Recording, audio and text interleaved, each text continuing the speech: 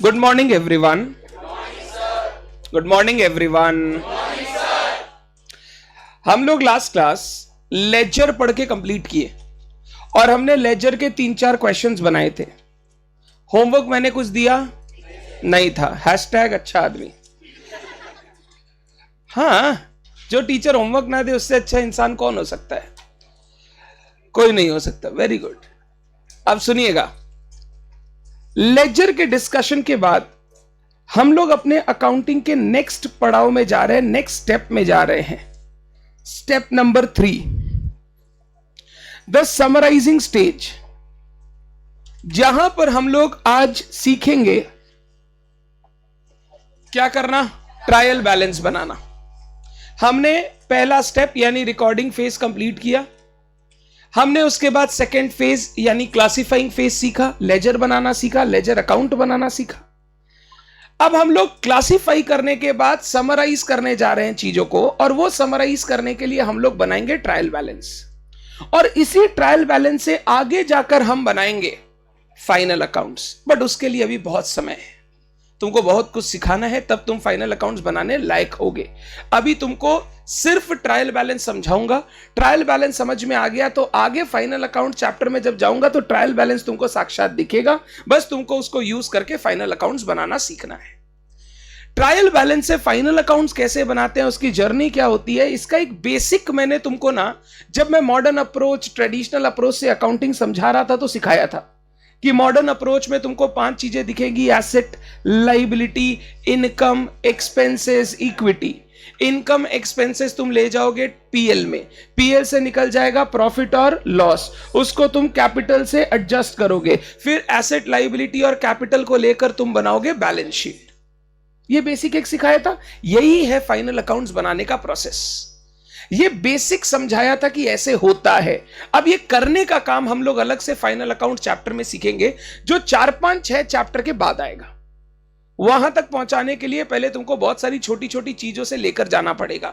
वो सीख जाओगे तो मैं फाइनल अकाउंट तुमको सिखा पाऊंगा। तो आज हम लोग समराइजेशन का फर्स्ट स्टेप से डील करेंगे, and the step is known as trial balance. हम लोग समरी बुक में ट्रायल बैलेंस के पेज पर आ जाएंगे। Everyone, sir could you please repeat the meaning of O's? एक वर्ड आया था last class, O, IOU। IOU मतलब मेरे को तुमको पैसा देना है। ओ मतलब आई विल हैव टू पे यू।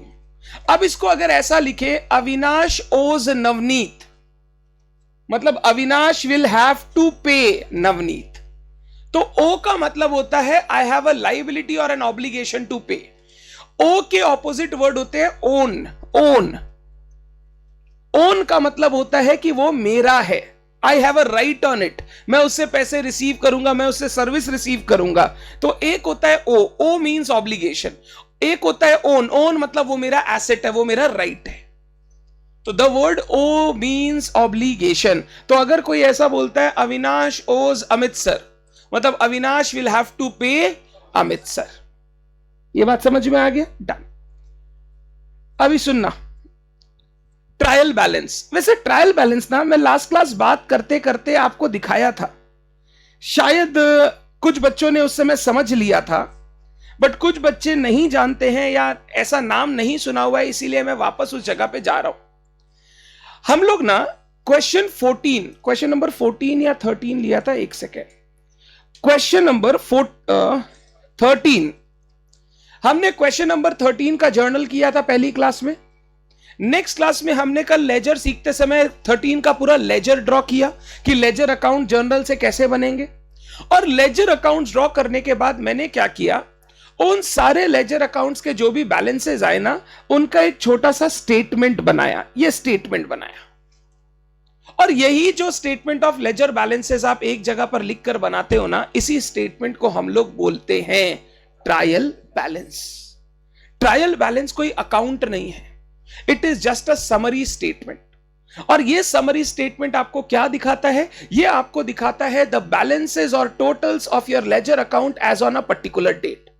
कोई भी पर्टिकुलर डेट पर अगर आप अपने सारे लेजर अकाउंट को टोटल करके बैलेंस करते हो और उन बैलेंसेस या टोटल का एक स्टेटमेंट बनाते हो तो that is known as a trial balance. और ट्रायल बैलेंस हमेशा एक पर्टिकुलर डेट पर बनेगा। किस पर बनेगा? डेट पर। इसीलिए ट्रायल बैलेंस जब भी बनाते हैं ऐसे लिखते हैं, trial balance as on 31 March, trial balance as on 30 April, trial balance as on 30 June. Trial balance as on 30 June का मतलब 30 जून के दिन हमारे लेजर अकाउंट के जो भी बैलेंसेस है उन बैलेंसेस को लेकर हमने ये स्टेटमेंट रेडी किया है। हाउएवर, मैं अभी आपको ट्रायल बैलेंस ब्रॉड में सिखाऊंगा तो आप धीरे धीरे देखोगे ट्रायल बैलेंस को कई तरीके से प्रेजेंट किया जा सकता है for proper information to the management. ये ट्रायल बैलेंस वगैरह, जर्नल वगैरह, लेजर वगैरह हम लोग कभी भी अपने स्टेक होल्डर्स को नहीं दिखाएंगे। ये हमारे इंटरनल स्टेटमेंट्स है। ये सब जो भी हम बना रहे हैं, अकाउंटिंग का हिसाब रख रहे हैं, ये किसी स्टेक होल्डर को देने का दरकार। स्टेक होल्डर तो सीधा पता है क्या मांगेगा? Final accounts. मेरे को इतना ज्यादा ये कचरा नहीं चाहिए, मेरे को तुम समराइज करके बताओ तुमने कितना कमाया, तुम्हारे पास कितने एसेट्स है, उसके अगेंस्ट कितनी लायबिलिटीज है। ये ट्रायल बैलेंस स्टेटमेंट है लेजर बैलेंसेस या लेजर के टोटल से बनाया हुआ। ट्रायल बैलेंस सर हम क्यों बनाते हैं? ट्रायल बैलेंस बनाने के दो ऑब्जेक्टिव्स हैं। पहला ऑब्जेक्टिव, हमने जो जर्नल किया, लेजर किया, वहां पे हमने एक सिस्टम, एक रूल फॉलो किया। रूल को हम लोग बोलते हैं डबल एंट्री सिस्टम। जो डबल एंट्री सिस्टम हमने फॉलो किया उसमें हमने हमेशा फॉलो किया debit must be equal to credit.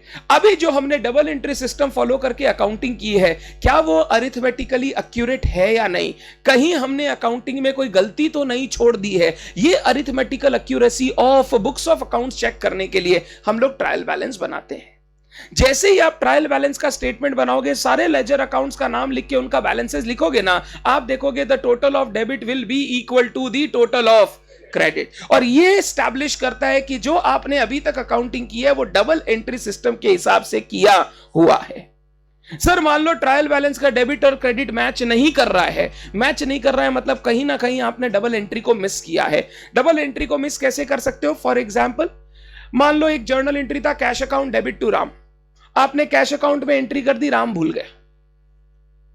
अगर राम भूल गए क्रेडिट करना तो क्रेडिट साइड का टोटल शॉर्ट हो जाएगा, ये आपका मैच नहीं करेगा। या फिर मान लो कैश टू राम 500 हुआ था, कैश में आपने 500 लिखा, राम ने आपने गलती से 50 रुपए लिख दिए, तो 450 रुपए से क्रेडिट कम हो जाएगा। जब भी आप ये डेबिट और क्रेडिट में कोई मिस्टेक करोगे ना, आपका ट्रायल बैलेंस अलार्म रेज कर देगा कि आपने अपने अकाउंटिंग प्रोसेस में कुछ मिस्टेक कर रखी है, उसको रेक्टिफाई कीजिए, नहीं तो आपका अकाउंट सही नहीं है। तो ट्रायल बैलेंस हमको हेल्प करता है बुक्स ऑफ अकाउंट्स की अरिथमेटिकल एक्यूरेसी को समझने के लिए कि हमने जो सब किया है वो डबल एंट्री को फॉलो करके किया है या नहीं किया है। बट सुनना, ये सिर्फ एक प्राइमा फेसी प्रूफ है। प्राइमा फेसी मतलब ऊपरा ऊपरी, ऊपरा ऊपरी बोलते हैं ना, ऊपरा ऊपरी, कि देख के हमको लग रहा है सब कुछ सही होना चाहिए।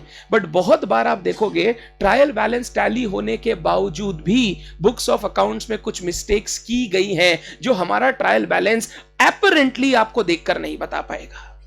जैसे एग्जांपल, कैश टू राम 500 रुपया मिला, हमने उसका एंट्री ओमिट कर दिया। ना मैंने कैश में लिखा, ना मैंने राम में लिखा, तो ना डेबिट किया ना क्रेडिट किया। अगर डेबिट क्रेडिट दोनों मिस कर गए तो बताओ मेरा ट्रायल बैलेंस सर टैली हो जाएगा, कोई प्रॉब्लम नहीं होगा, क्योंकि आपने तो डबल एंट्री पूरा ही मिस कर दिया। तो ये डबल एंट्री सिस्टम पर चलता है। अगर डबल एंट्री में दोनों साइड गलती है तो ट्रायल बैलेंस बोलेगा सब कुछ सही है, बट सब कुछ सही नहीं है, उसके अंदर कुछ मिस्टेक है। या फिर कैश टू राम 500 मिला था, आपने कैश भी 50 लिख दिया, राम भी 50 लिख दिया। तो अगर कैश राम दोनों 50 लिखा तो डेबिट क्रेडिट दोनों इक्वल है। जब ट्रायल बैलेंस बनाओगे आपको डेबिट इक्वल टू क्रेडिट दिखाई देगा। बट क्या वो सही है या गलत है? गलत है। इसीलिए हम लोग बोलते हैं trial balance just provides a reasonable proof of arithmetical accuracy, it is not a conclusive evidence. अगर कोई ट्रायल बैलेंस को देखकर ये बोलेगा ना हमने सब कुछ सही किया है, वो गलत है, क्योंकि हो सकता है कुछ एरर्स अभी भी अकाउंटिंग प्रोसेस में हो जो आपको ट्रायल बैलेंस से अपरेंटली दिखाई नहीं दे रहे। आपने बचपन में सुना होगा error of omission, principle, error of principle, compensating error, error of commission, ये एरर्स आपने सुने होंगे। मैं पढ़ाऊंगा आपको रेक्टिफिकेशन चैप्टर में। इनमें से कुछ एरर ऐसे हैं जिनको ट्रायल बैलेंस खोज ही नहीं पाएगा, क्योंकि ट्रायल बैलेंस टैली करेगा बट तो भी ये एरर आपकी अकाउंटिंग प्रोसेस में किया गया है। जैसे एग्जांपल देता हूं, मान लो मैंने एक फर्नीचर खरीदा, अगर मैंने फर्नीचर खरीदा, एसेट खरीदा, तो वो कहां जाना चाहिए? फर्नीचर अकाउंट में जाना चाहिए, हाँ या ना? मैंने गलती से परचेज अकाउंट में डेबिट कर दिया। अगर मैंने डेबिट और क्रेडिट किया है तो क्या ट्रायल बैलेंस मैच करेगा? सर बिल्कुल मैच करेगा, बट क्या वो सही है या गलत है? गलत है।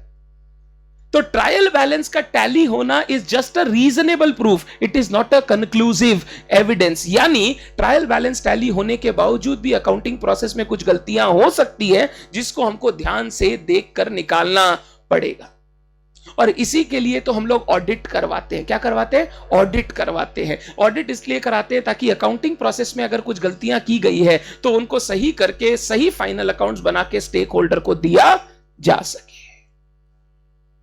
क्लियर है क्या बात? तो ये जो आप स्टेटमेंट बना रहे हो लेजर से, इस स्टेटमेंट को हम लोग बोलते हैं ट्रायल बैलेंस। और ट्रायल बैलेंस का बनाने का पहला ऑब्जेक्टिव है टू चेक कि मेरा अभी तक का अकाउंटिंग प्रोसेस अरिथमेटिकली एक्यूरेट है या नहीं है। और दूसरा, इसी समराइज स्टेटमेंट से हम इसके बाद बनाना चालू करेंगे, बोलो क्या? Final accounts. अगर आपको अपने बुक्स ऑफ अकाउंट से फाइनल अकाउंट्स बनाना है, इन दोनों के बीच का ब्रिज हो गया ट्रायल बैलेंस, जहां पर हम लोग अपने बुक्स ऑफ अकाउंट्स के सारे बैलेंसेस को समराइज करके इससे क्या बनाना शुरू करेंगे?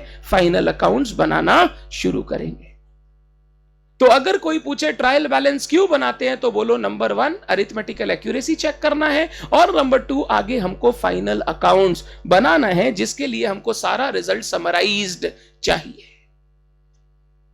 पहले बोलिए ट्रायल बैलेंस क्या होता है, ये समझ में आया? It is a statement prepared from the ledger so as to check arithmetical of accuracy of books of accounts and prepare final accounts. यहां तक ठीक है? अब सुन, मैंने बोला ट्रायल बैलेंस का debit side must be equal to, अगर ये है मतलब आपने डबल एंट्री फॉलो, ये मत बोलना अगर ये है मतलब सब कुछ सही है, ये बोलना ही गलत है।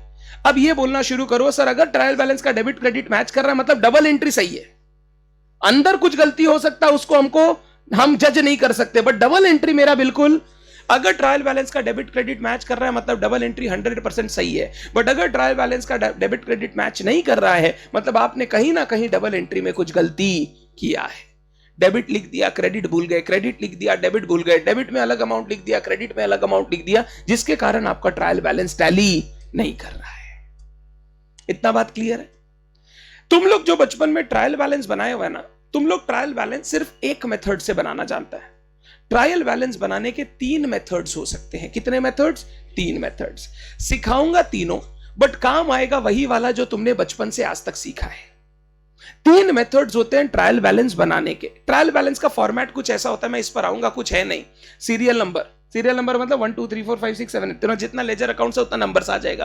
फिर पर्टिकुलर्स कॉलम में सारे लेजर अकाउंट के नाम आ जाएंगे, लेजर फोलियो कॉलम में सारे लेजर अकाउंट का रेफरेंस आ जाएगा, और अमाउंट कॉलम में 2 कॉलम दिख रहे हैं, डेबिट और डेबिट कॉलम में डेबिट बैलेंसेस आ जाएंगे और क्रेडिट कॉलम में क्रेडिट बैलेंस आ जाएंगे। लास्ट में जाके जब टोटल करेंगे तो debit must be equal to, छोटा सा फॉर्मेट है एकदम।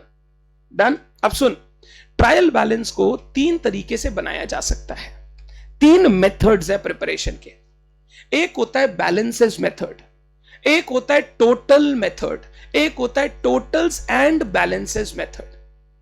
तीसरा वाला का तो नाम सुन के बोलो, कॉम्बिनेशन ऑफ 1 and 2। मतलब पहले मैं 1 और 2 सिखाऊंगा, तीसरा वाला अपने आप उसी से निकलकर आया हुआ है। तो पहला मेथड है बैलेंसेस मेथड। बैलेंसेस मेथड में हम लोग ट्रायल बैलेंस कैसे बनाते हैं सर? जैसे आपने लास्ट क्लास बनाया था और जैसे आपने एक्चुअल में बचपन में बना रखा है। लेजर अकाउंट के बैलेंसेस उठाओ, उन बैलेंसेस को एक स्टेटमेंट में प्रेजेंट कर दो, जो स्टेटमेंट बना बैलेंसेस से उसी को हम लोग बोलते हैं ट्रायल बैलेंस। तो जब आप लेजर अकाउंट के बैलेंसेस को यूज करके ट्रायल बैलेंस बनाते हो, जैसे मैंने आपको लास्ट क्लास बना के दिखाया था, this is known as balances method. कौन सा मेथड? Balances method. दूसरा मेथड होता है टोटल्स मेथड। अगर मैं लेजर अकाउंट के बैलेंसेस की जगह मैं इसको ना कॉपी करता हूं, रुको। लेजर अकाउंट के बैलेंसेस की जगह अगर मैं लेजर अकाउंट के टोटल्स को यूज करके ट्रायल बैलेंस बनाऊं, तो उसको हम लोग बोलते हैं ट्रायल बैलेंस अंडर कौन सा method? Totals method. But soon, total वो वाला नहीं जो हम लोग टोटलिंग करते हैं, क्योंकि वो तो हमेशा इक्वल होगा, क्योंकि एक जगह से लिख के तो दूसरा जगह टोटल बैठाते हैं। Actual total of the ledger account. Sir actual total of the laser account का मतलब, इधर आ, कैश अकाउंट देख, कैश अकाउंट का डेबिट साइड में टोटल कितना है? 25,600। क्रेडिट साइड का टोटल बैलेंस को छोड़कर एक्चुअल टोटल कर एक बार कैलकुलेटर में। 19,800, 20,800, 22,800, 22,800। तो देख मैं कैसे लिखूंगा, डेबिट टोटल 25,600, क्रेडिट टोटल 22,800। किसको छोड़ के? बैलेंस किए बिना। अगर बैलेंस करने के बाद टोटल लोगे तो टोटल हमेशा इक्वल आएगा, उसमें तो कोई क्वेश्चन ही नहीं है, क्योंकि वो टोटल तो हम वैसे ही करते हैं। बैलेंसेस को छोड़कर जो आपका लेजर अकाउंट का टोटल है उसको हम लोग बोलते हैं total of the ledger account. अब ये total of the ledger account लेके अगर मैं ट्रायल बैलेंस बनाता हूं, देख इधर 25,600, इधर 22,800, यही था। बिल्डिंग में अगर आओगे, बिल्डिंग में डेबिट साइड में 50,000, क्रेडिट साइड में कुछ नहीं, तो 50,000 और 0। नेक्स्ट जा, कैपिटल बता, अब तुम बता थोड़ा। नेक्स्ट जा,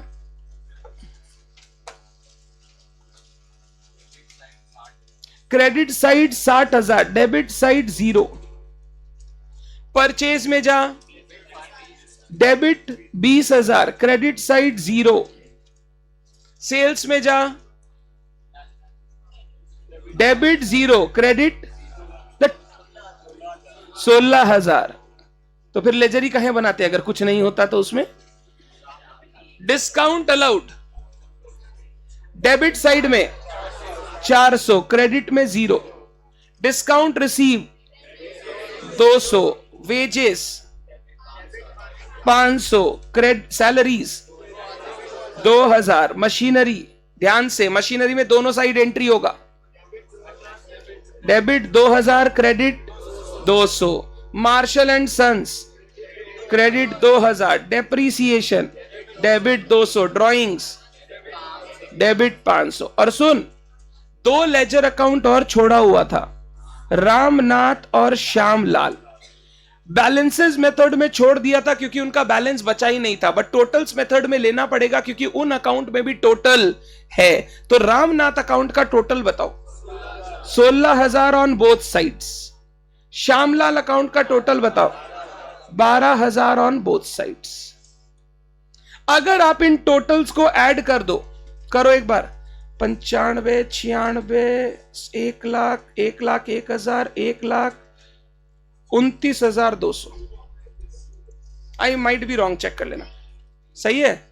30, 90, 106, 128, 129, 200। एक बार चेक करो। 129,200 सही है। आप ऐसे भी ट्रायल बैलेंस फ्रेम कर सकते हो। एक हो गया बैलेंसेस मेथड, एक हो गया टोटल्स मेथड।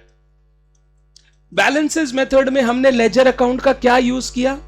बैलेंस। और बैलेंस हमेशा मैं बोला नेचर कौन साइड डिसाइड करता है? बड़ा वाला साइड। तो अगर डेबिट साइड बड़ा है तो डेबिट बैलेंस, क्रेडिट साइड बड़ा है तो क्रेडिट बैलेंस। यानी बीडी से बैलेंस देखेंगे, सीडी से बैलेंस नहीं देखेंगे। टोटल्स मेथड में मैंने क्या किया? लेजर अकाउंट का डेबिट और क्रेडिट साइड का टोटल लिया और वो टोटल बैठाता गया। मैंने देखा था total of debit is equal to total of credit. ये मेरा ट्रायल बैलेंस रेडी हो गया। बट जनरली रियल लाइफ में ये कोई यूज नहीं करता, नहीं यूज करता, क्योंकि या तो जो डिसीजन मेकर है उसको बैलेंसेस चाहिए कि भैया कितना देना है, कितना लेना है, कितना बाकी है, या उसको चाहिए पूरे साल भर में हुआ क्या एंड आज के दिन बैलेंस क्या है। तो रियल लाइफ में either people use balances method या फिर अगर किसी को डिटेल्ड इंफॉर्मेशन चाहिए तो वो यूज करते हैं totals and balances method. Totals and balances method कुछ नहीं है, इन दोनों का कंबाइंड है। आपने 2 कॉलम बना लिए टोटल के, 2 कॉलम बना लिए बैलेंसेस के। पहले टोटल कॉलम में टोटल लिखा, फिर बैलेंसेस तो आप यहां देख के भी बोल सकते हो। 25,600 डेबिट, 22,800 क्रेडिट, कितने का डिफरेंस है? 2,800 का, 2,800 का डेबिट बैलेंस। इधर 50,000 डेबिट, 0 क्रेडिट, कितना डिफरेंस है? 50,000, 50,000 डेबिट बैलेंस। 0 और 60,000 कितना डिफरेंस है? 60,000 क्रेडिट बैलेंस।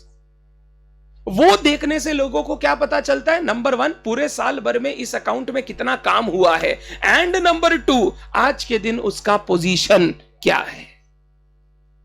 लोगों को ना ये वाला ट्रायल बैलेंस चाहिए नहीं होता है। आप जब जाएंगे ना काम करने या पापा के ऑफिस कभी जाएंगे तो पापा दो टाइप का ट्रायल बैलेंस मांगेंगे। या तो बोलेंगे आज का बैलेंस है सारे पार्टी का बता मेरे को, तो वो तो हो गया बैलेंसेस वाला ट्रायल बैलेंस। या पापा बोलेंगे डिटेल्ड ट्रायल बैलेंस चाहिए। क्या चाहिए? Detailed trial balance. मतलब हमको ट्रायल बैलेंस देख के समझ में आना चाहिए हर अकाउंट में इस साल में क्या काम हुआ है और आज के दिन कितना बैलेंस बाकी है। और उसी डिटेल्ड ट्रायल बैलेंस को हम लोग अकाउंट्स इधर भाषा में बोलते हैं total and balances method. Exam के लिए सिर्फ एक ही मेथड रेलिवेंट है, बैलेंसेस मेथड। एग्जाम में लास्ट दो मेथड कभी नहीं पूछेगा आपसे, बट ऑब्जेक्टिव क्वेश्चन हो गया, ट्रू फॉल्स हो गया, ऐसे क्वेश्चन आ सकते हैं। Trial balance can be prepared using 3 methods, true और false. True total method, balances method, total and balances method. तो वो टाइप के बेकार क्वेश्चन आपको पूछे जा सकते हैं जिसमें आपको पता होना चाहिए। अदरवाइज प्रैक्टिकल क्वेश्चन में आपसे सिर्फ एक ही मेथड पूछा जाएगा। कौन सा मेथड? Balances method. और आपने भी बचपन से ना आज तक ट्रायल बैलेंस एक ही तरीके से बनाना सीखा है, विच इज बैलेंसेस मेथड। कि भैया लेजर अकाउंट का बैलेंसेस निकालो, उन बैलेंसेस का स्टेटमेंट बनाओ, आपका ट्रायल बैलेंस बनके रेडी हो जाएगा।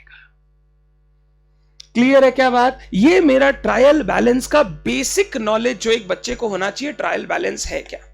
कोई भी तुमसे पूछे ट्रायल बैलेंस किसको बोलते हैं, द बेसिक आंसर जो तुम बोलोगे और सामने वाले को समझ में आ जाएगा, तुमको आता है, तुम बोलना it is a bridge between books of accounts and final accounts.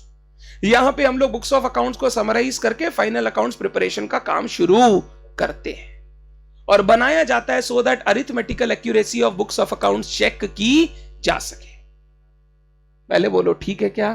पक्का 100%? रीड करें मेरे साथ। Trial balance. Preparation of trial balance is the third phase in the accounting process. Third phase. और उस थर्ड फेज का नाम बोलेगा कोई? Summarising phase. Very good. Summarising phase. पहला फेज था रिकॉर्डिंग, दूसरा फेज था क्लासिफाइंग, तीसरा फेज था समराइजिंग। समराइजिंग फेज में ट्रायल बैलेंस बनाया जाता है। Trial balance contains various ledger balances और totals on a particular date. Ledger के बैलेंसेस या totals on a particular date हम लोग इस स्टेटमेंट में बैठाते हैं। It forms the basis for preparation of final accounts. और यह बनता है हमारा फाइनल अकाउंट्स बनाने का बेसिस, क्योंकि इसी से हम लोग आगे फाइनल अकाउंट्स बनाएंगे। That is profit and loss statement and balance sheet. Format trial balance as on. सबसे पहला सीरियल नंबर 1 2 3 4 5 6 7 8 9 10। पर्टिकुलर्स सारे लेजर अकाउंट्स के नाम, जो लेजर अकाउंट्स आपने बनाए हैं। लेजर फोलियो उनका रेफरेंस कि लेजर बुक में किस पेज में उनका आपको रेफरेंस मिलेगा। Debit amount, credit amount. जिनका डेबिट बैलेंस है उनको डेबिट अमाउंट पे लिखेंगे, जिनका क्रेडिट बैलेंस है उनको क्रेडिट। अगर टोटल मेथड फॉलो कर रहे हैं तो डेबिट साइड का total debit column, credit side का total credit column. But total method में क्या बोला? Before balancing. बैलेंसिंग करने से पहले जो रियल टोटल है वो आपको लेना है, क्योंकि बैलेंसिंग के बाद का टोटल तो हमेशा इक्वल होगा, उसमें तो कोई डाउट ही नहीं है। क्लियर है बात? आगे, the total of debit side of trial balance must be equal to the credit side. मैंने ब्रैकेट में देखो क्या लिखा, double entry system. Once this agreement is established there is reasonable confidence. Reasonable समझते हो? रीजनेबल मतलब मोटा मोटी सब कुछ ठीक है। That the accounting work is free from clerical errors, कि आपने अकाउंटिंग वर्क में क्लरिकल एरर नहीं किया है। Though it is not proof of 100% accuracy. 100% मतलब 100% एक्यूरेसी का प्रूफ नहीं है, because some error of principle compensating error में स्टिल रिमेन। क्योंकि वो टैली होने के बावजूद भी कुछ एरर ट्रायल बैलेंस के अंदर हो सकते हैं। ट्रायल बैलेंस नहीं बोलूंगा, मैं बोलूंगा अकाउंटिंग प्रोसेस के अंदर हो सकते हैं। जैसे कंप्लीट ओमिशन, आपने अगर एक ट्रांजैक्शन पूरा ही रिकॉर्ड नहीं किया तो ट्रायल बैलेंस वो आपको बता नहीं पाएगा, क्योंकि यहां पे डेबिट भी 0 है और क्रेडिट भी 0 है। ट्रायल बैलेंस कोई भी चीज तभी बता पाएगा जब डेबिट क्रेडिट में मिसमैच है, अदरवाइज ट्रायल बैलेंस एरर खोज नहीं पाएगा। Done. Methods of preparing trial balance. This is important for you from exam perspective. Balances method लिखेंगे। Trial balance is prepared using the closing balances of ledger account, closing balances of ledger accounts on a particular date. हम लोग ledger account के balances use करते हैं, balances, इसको बोलते हैं balance method. Total method, trial balance is prepared using the total of each side of trial balance, each side of, sorry, trial balance नहीं, ledger account, each side of ledger account, bracket में लिख रहा हूं, before, बोलो क्या चीज, before balancing. यहां पे ट्रायल बैलेंस हम लोग प्रिपेयर करते हैं using the total of each side of ledger account. Total and balance method, इसमें लिखूंगा कॉम्बो ऑफ 1 and 2। इसको हम लोग डिटेल्ड ट्रायल बैलेंस बोलते हैं, डिटेल्ड ट्रायल बैलेंस।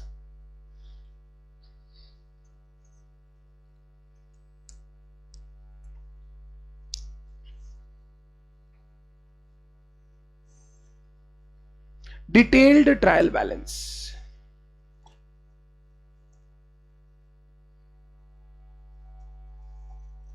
कौन सा ट्रायल बैलेंस में डेबिट क्रेडिट इक्वल तो नहीं हुआ, दोनों में तो डेबिट क्रेडिट का टोटल इक्वल है। अपने आंसर में डेबिट क्रेडिट दोनों साइड इक्वल था ना, एक बार देख तो 29,200 दोनों में आया था ना, 29,200, तो इधर भी इक्वल था और इधर भी इक्वल था 78,200, तो हमेशा दोनों साइड का टोटल इक्वल होगा।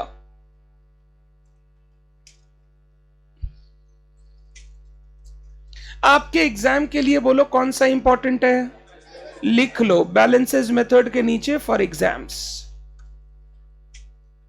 आपको सिर्फ एक ही मेथड अच्छे से आना चाहिए, दैट इज बैलेंसेस मेथड।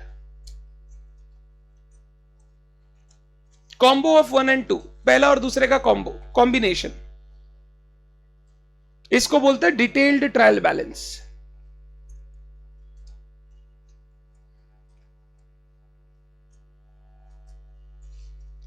बच्चा पूछ रहा है sir what type of account is profit and loss account. Profit and loss account is the net result of income और एक्सपेंसेस, नॉमिनल अकाउंट के नेचर का है। अगर डेबिट में है तो हम लोग बोलेंगे लॉस, और क्रेडिट में है तो हम लोग बोलेंगे प्रॉफिट। तो profit and loss account is in the nature of nominal account, debit में है तो लॉस, क्रेडिट में है तो प्रॉफिट। डन, यहां तक ठीक है बात। अब आइए एक दो ना छोटे छोटे एग्जाम्पल पहले सॉल्व करते हैं। पेज नंबर लिख लिया सबने, पेज नंबर 10, सॉरी 10 नहीं 11, पेज नंबर 11।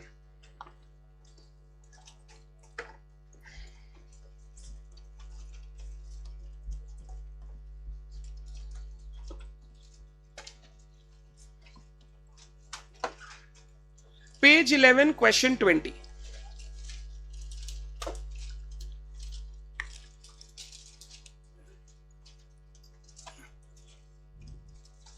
आइए 21 दिन में पैसा डबल करते हैं।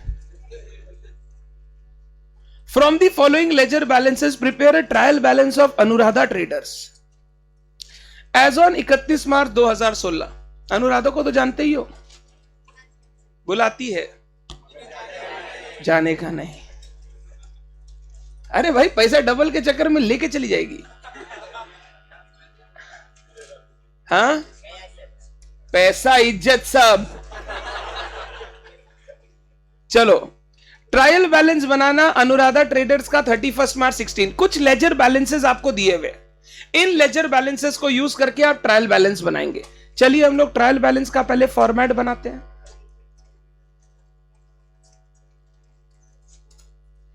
Answer to question number 20, page 11।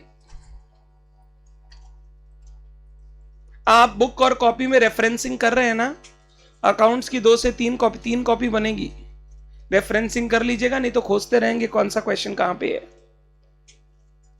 Anuradha traders trial balance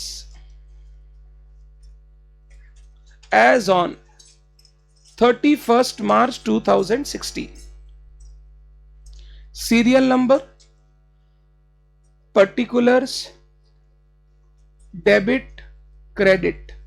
laser folio column बनाना चाहो तो बनाओ, नहीं तो छोड़ सकते हो।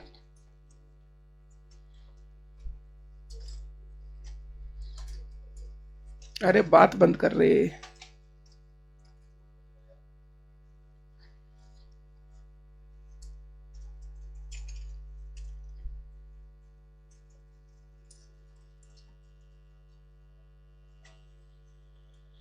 फॉर्मेट्स प्रॉपरली बनाए।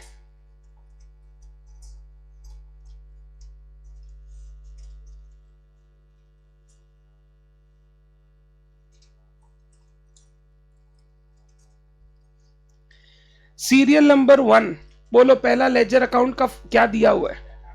कैपिटल। कैपिटल बोल तो नेचर वाइज डेबिट और credit. Credit, capital credit. Business के लिए लाइबिलिटी है 1,00,000। नेक्स्ट बता, सेल्स इनकम है, बोलिए क्या करूं? Credit balance. परचेजेस एसेट है, debit balance 1,50। Next, sales return, sales का उल्टा, तो अगर सेल्स क्रेडिट होगा तो सेल्स रिटर्न होगा debit. Next, discount allowed expense है, बोलिए क्या होगा? Debit. Expenses debit.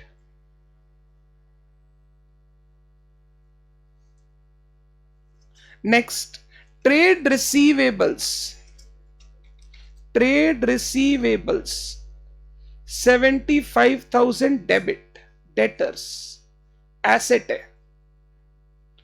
Trade payables liability है, क्रेडिट 25,000। इन्वेस्टमेंट्स बोलिए एसेट है, debit 15,000। Cash in bank, cash at bank, cash in hand, debit asset है 37,000। Next, interest received on investments, income है, income. Income है तो बोलो कहां जाएगा? क्रेडिट में। कितना? 1,500। नेक्स्ट, इंश्योरेंस पेड, खर्चा है, डेबिट। कितना रुपया? 2500। सारे बैलेंसेस को हमने properly debit and credit side of trial balance में बैठा दिया। अब करो इसको टोटल, दोनों साइड चेक करो, मैच होना चाहिए, नहीं तो कुछ मिस्टेक है, या तो क्वेश्चन में या हमने की है।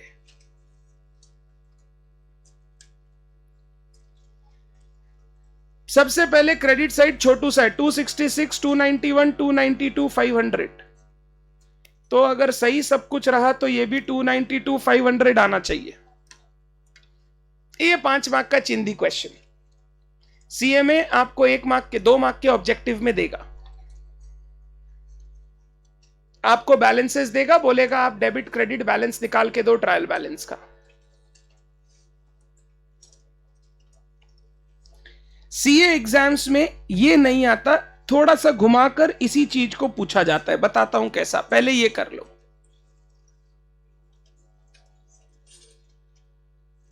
कोई टफ वाला बात, खाली नॉर्मल नेचर ऑफ बैलेंस आपको पता होना चाहिए। आप अपना स्टेटमेंट बना लीजिए।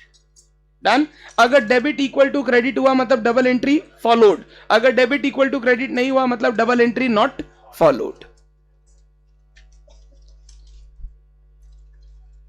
जानते हो कि अगर डेबिट क्रेडिट नहीं इक्वल होता तो टेम्पोररीली क्या लेके आते हैं? Very good, suspense account. बात करेंगे उस पर, आएगा भी वो। यहां तक ठीक? आगे चलो, नेक्स्ट क्वेश्चन। 20 के बाद 20, 21 चलो करते हैं 21। आइए थोड़ा और लेजर अकाउंट्स समझ में आएंगे आपको। Question 21 on page number 12।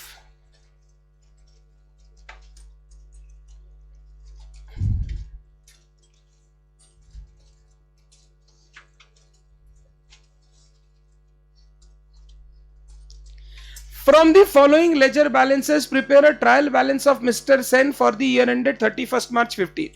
कुछ बैलेंसेस दिए हुए, बोला ट्रायल बैलेंस बना के दिखाइए। आइए हम लोग ट्रायल बैलेंस शुरू करते हैं बनाना। Mister Sen trial balance as on, बोलो 31st March 15। Serial number, particulars, दो amount column debit and credit.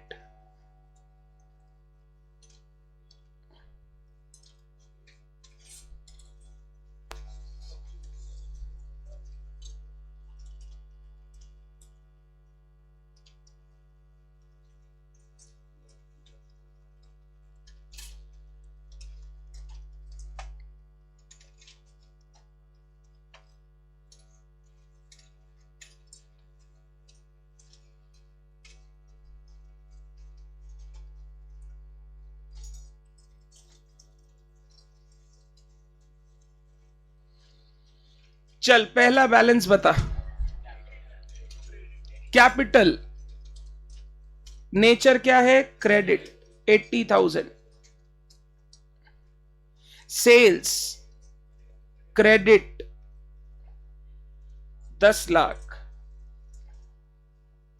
Adjusted purchase, adjusted purchase बोलता हूं क्या है, purchase after adjusting the value of opening and closing stock, जिसको हम लोग कॉस्ट ऑफ गुड्स सोल्ड भी बोलते हैं। क्या बोलते हैं, कॉस्ट ऑफ गुड्स सोल्ड। ये हमारे लिए खर्चा है, तो बताओ खर्चा कहां जाना चाहिए, डेबिट में जाना चाहिए। एडजस्टेड परचेज खर्चा डेबिट। ये एडजस्टेड परचेज आता कैसे है, opening stock plus purchase minus closing stock, minus sales नहीं, माइनस क्लोजिंग स्टॉक।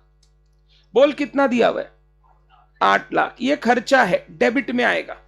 ये लिखेंगे आप जो मैंने ब्रैकेट में लिखा है,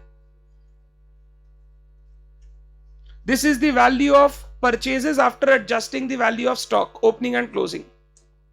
number 4 current account credit. Current account का मतलब सुनना, बैंक अकाउंट में, बैंक में मैंने करंट अकाउंट खुला रखा है, उसका क्रेडिट बैलेंस है, लिख के रखा है क्रेडिट बैलेंस। क्रेडिट मतलब for us it is a liability, इसको हम लोग बोलते हैं ओवरड्राफ्ट बैलेंस। क्या बोलते हैं, ओवरड्राफ्ट। अगर बैंक में मेरा पैसा पड़ा हुआ है उसको हम लोग बोलते हैं favourable balance of the bank. अगर मैंने बैंक से पैसा उठा रखा है उसको बोलते हैं overdraft balance of the bank. और ओवरड्राफ्ट मेरे लिए क्या है, लायबिलिटी। क्रेडिट लिखा है ब्रैकेट में, मतलब ये मेरी क्या है, लायबिलिटी। तो करंट अकाउंट बैलेंस, क्रेडिट लिख ही दिया, बोलो कितना, 10,000। ये बैंक में करंट अकाउंट खुलाया हुआ है हमारा, तेरे बुक्स में बता रहा है वो बैंक का वैल्यू नहीं बता रहा है, तेरे बुक्स में क्रेडिट बैलेंस है। ये जो भी तेरा दिया है ये कहां से निकाल के दिया है, तेरे बुक से। तो तेरे बुक में क्रेडिट बैलेंस है मतलब तेरी लायबिलिटी। अगर बोलता बैंक के बुक में क्रेडिट है, बैंक के बुक में क्रेडिट मतलब मेरे बुक में पता है क्या होगा, डेबिट होगा, तो बोलता मेरा एसेट है। अभी ये तेरे बुक का क्रेडिट बैलेंस बता रहे हैं, ठीक है बात। आगे पेटी कैश, कैश कैश कैश हमारे लिए क्या है, एसेट है, तो पेटी कैश भी एसेट। पेटी कैश पढ़ेंगे, ये सब हम लोग आएगा। अब नेक्स्ट टॉपिक यही है, सब्सिडरी बुक्स 10,000। इसके बाद सेल्स लेजर बैलेंस लिखो, तो सेल्स लेजर के ऊपर debtor account balances. Sales ledger मतलब वो लेजर जहां पे हम लोग सारे डेटर्स के अकाउंट बनाते हैं। ये सब नाम सीखना पड़ेगा। सेल्स लेजर, तो बोलो सेल्स लेजर डेटर अकाउंट का बैलेंस कौन सा side, debit side. Debtors 1,20,000। Next purchase ledger balance, तो बोल सेल्स लेजर अगर डेटर है तो purchase laser creditors. Purchase ledger balance यानी क्रेडिटर्स, क्या बैलेंस होगा? क्रेडिट, कितना? 60,000। नेक्स्ट सैलरीज, बोलो। एक्सपेंस है सैलरीज, कितना? 24,000। फिर इसके बाद कैरेज इनवर्ड, खर्चा है, खर्चा एक्सपेंस, एक्सपेंस का क्या बैलेंस? डेबिट, कितना? 4,000। नेक्स्ट कैरेज आउटवर्ड 6,000, ये भी खर्चा है, expense. Carriage outward 6,000, expense will have debit balance. Next discount allowed, बोलो। खर्चा, debit balance.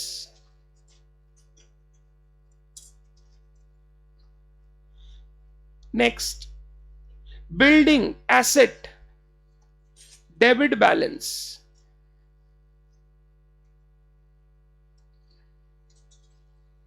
Next outstanding expense, liability. Outstanding मतलब पैसा देना बाकी है, लायबिलिटी।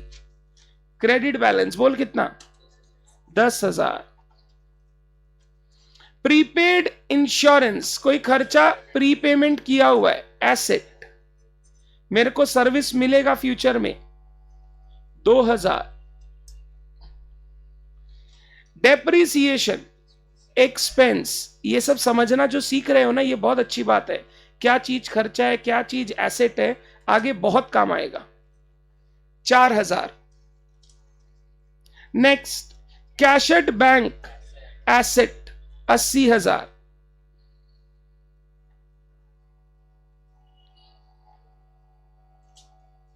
नेक्स्ट लोन, क्रेडिट लिखा है, क्रेडिट, लायबिलिटी, लोन 66,000।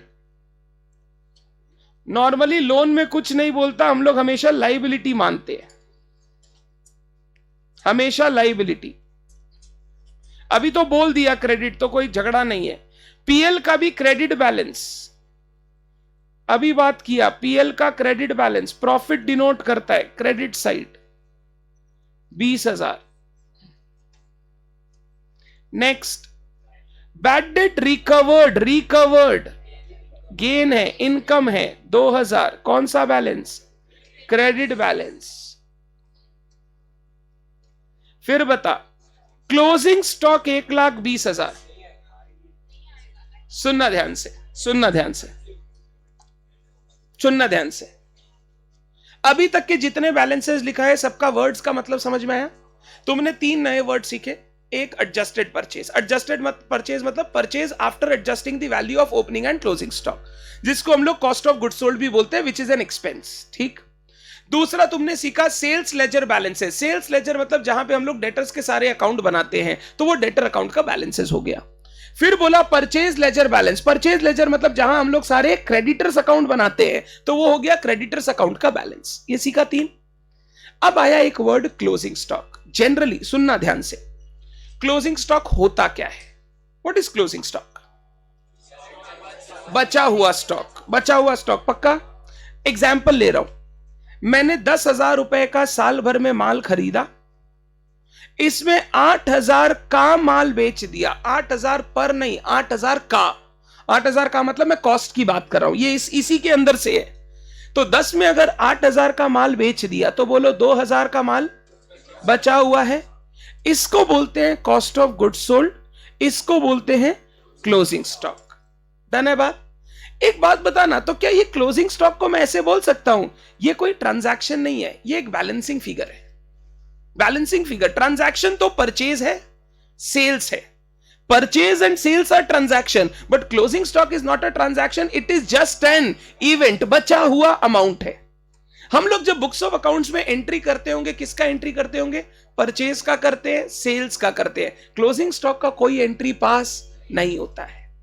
अगर नॉर्मल कोई मेरे से पूछे ना क्लोजिंग स्टॉक का ट्रायल बैलेंस में क्या होना चाहिए, मैं बोलूंगा ट्रायल बैलेंस में क्लोजिंग स्टॉक को नहीं दिखाना है, क्योंकि ट्रायल बैलेंस में क्लोजिंग स्टॉक इसलिए नहीं आएगा because closing stock is not a transaction. Trial balance में तो कोई चीज तब आएगा जब जर्नल में रिकॉर्ड हुआ हो, फिर जर्नल से लेजर में क्लासिफाई हुआ हो, फिर वहां से हम लोग ट्रायल बैलेंस बनाते हैं। क्लोजिंग स्टॉक तो जर्नल में आता ही नहीं है। क्यों नहीं आता? क्योंकि ये ट्रांजैक्शन ही हम लोग परचेज रिकॉर्ड करते हैं, सेल्स रिकॉर्ड करते हैं, but opening stock, closing stock directly record नहीं करते। ओपनिंग स्टॉक क्या होता है? लास्ट ईयर से कैरी फॉरवर्ड होके आ जाता है, बट क्लोजिंग स्टॉक इस साल का बैलेंसिंग फिगर हम लोग बुक्स ऑफ अकाउंट्स में दिखाते नहीं है। तो नॉर्मली सुनना, closing stock does not appear in trial balance. आपने बचपन में फाइनल अकाउंट्स के सम बनाए होंगे, आपने हर सम में देखा होगा ट्रायल बैलेंस के नीचे पहला एडजस्टमेंट क्लोजिंग स्टॉक। क्यों वो ऊपर नहीं दिया हुआ रहता था? Because that is not a part of trial balance. तो नॉर्मल रूल इज, मैं नीचे लिख रहा हूं, आप भी लिखोगे सेल्फ नोट में, closing stock normal rule number 1, closing stock is not a part of trial balance. अब एक बच्चा ना क्वेश्चन बोल रहा है, बट सर क्लोजिंग स्टॉक तो एसेट है, एसेट तो आना चाहिए। अरे वो परचेज में ऑलरेडी आ चुका है, क्लोजिंग स्टॉक बचता कहां से है? परचेज से ही। तो जब तुमने परचेज ऑलरेडी 10,000 दिखा दिया, तो क्या वापस 2,000 का एसेट दिखाओगे? नहीं दिखा सकते। सोच के देखो मैं क्या बोल रहा हूं। अगर तुमने परचेज ऑलरेडी डेबिट में 10,000 दिखा दिया, अब इस 10,000 से ही तो 2,000 का माल बचा है, वापस क्या 2,000 का माल दिखाना सही होगा कि डबल काउंटिंग होगा? डबल काउंटिंग होगा। इसीलिए क्लोजिंग स्टॉक हम नहीं दिखाते, क्योंकि हम total purchase already trial balance में दिखाए हुए हैं। बट अगर तुमने कोई कारण से क्लोजिंग स्टॉक को छेड़ दिया, छेड़ देने से गुस्सा हो जाती है। अगर तुमने कोई कारण से क्लोजिंग स्टॉक को छेड़ दिया मतलब उसको परचेज से एडजस्ट करके दिखा दिया, फिर क्लोजिंग स्टॉक बोलेगा अब हमको ट्रायल बैलेंस में आना पड़ेगा। छेड़ देते हैं तो पापा बोलते हैं ना रुको आ रहे हैं, वैसे ही ये हो गया। तुमने क्लोजिंग स्टॉक को अगर कुछ नहीं किया होता, तुम परचेज दिखाओ, क्लोजिंग स्टॉक बोला हम ट्रायल बैलेंस में नहीं आएंगे क्योंकि परचेज ऑलरेडी टोटल वैल्यू पे आ रहा है। बट तुमने देखो क्या किया, तुमने परचेज को छेड़कर ऐसा कर दिया, purchase net of closing stock कितना रुपया? 8,000। अब जैसे ही तुम ये 8,000 लिख दोगे, क्लोजिंग स्टॉक बोलेगा बैलेंस करने के लिए अब हमको भी आना पड़ेगा। और फिर जब हम क्लोजिंग स्टॉक 2,000 दिखाएंगे तो बताओ टोटल कितना दिखाई देगा? 10,000। अगर तुम परचेज ऑलरेडी 10,000 का दिखा रहे हो तो क्लोजिंग स्टॉक दिखाने का जरूरत नहीं है, because closing stock is a part of that purchases. But अगर तुमने क्लोजिंग स्टॉक को छेड़ दिया, जैसे देखो क्या हमने यहां पे क्लोजिंग स्टॉक को छेड़ दिया, तो अब उसको बैलेंस करने के लिए मेरे को closing stock as an asset debit side में दिखाना। जैसे ही मैं क्लोजिंग स्टॉक दिखाऊंगा, पता है क्या होगा?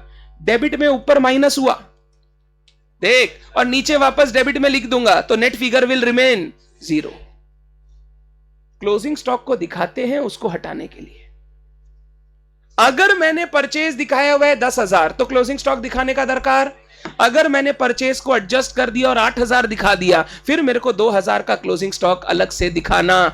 इस क्वेश्चन में क्या परचेज में क्लोजिंग स्टॉक को छेड़ा गया? अगर छेड़ा गया तो हमको इधर क्लोजिंग स्टॉक दिखाना पड़ेगा। तो देख मैं इधर कंप्लीट कर रहा हूं, पहले इधर मत आ, पहले बुक में रहे। Closing stock is not a part of trial balance, but number 2, however, if it is adjusted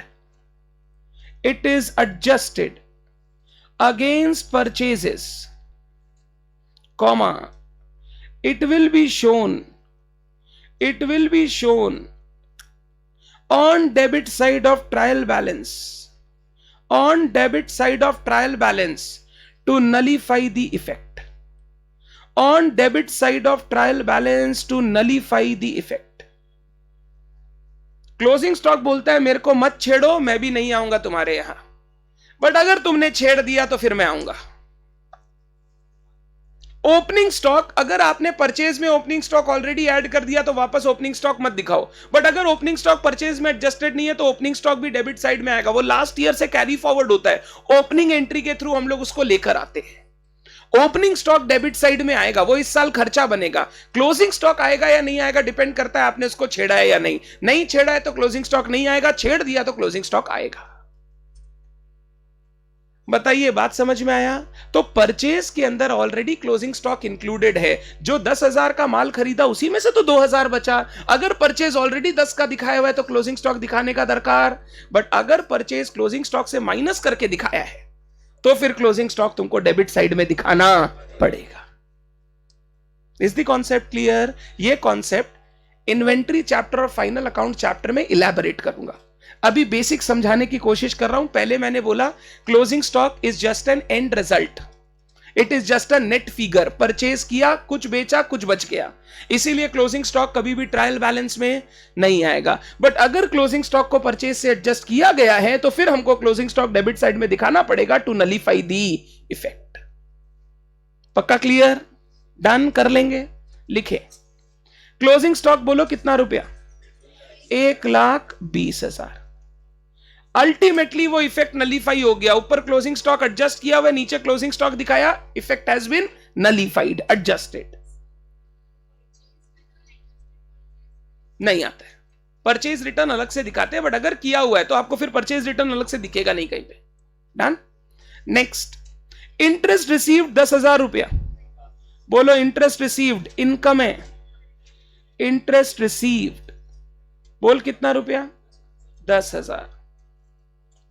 next, accrued. Accrued मतलब मिलना बाकी है। मिलना बाकी है मतलब मेरा एसेट है। Asset debit balance 4,000।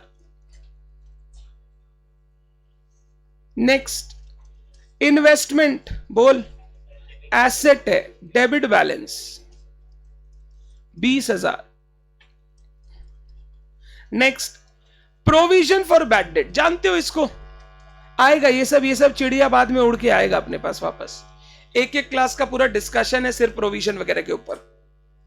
6,000। प्रोविजन का बैलेंस का नेचर जानता है कोई?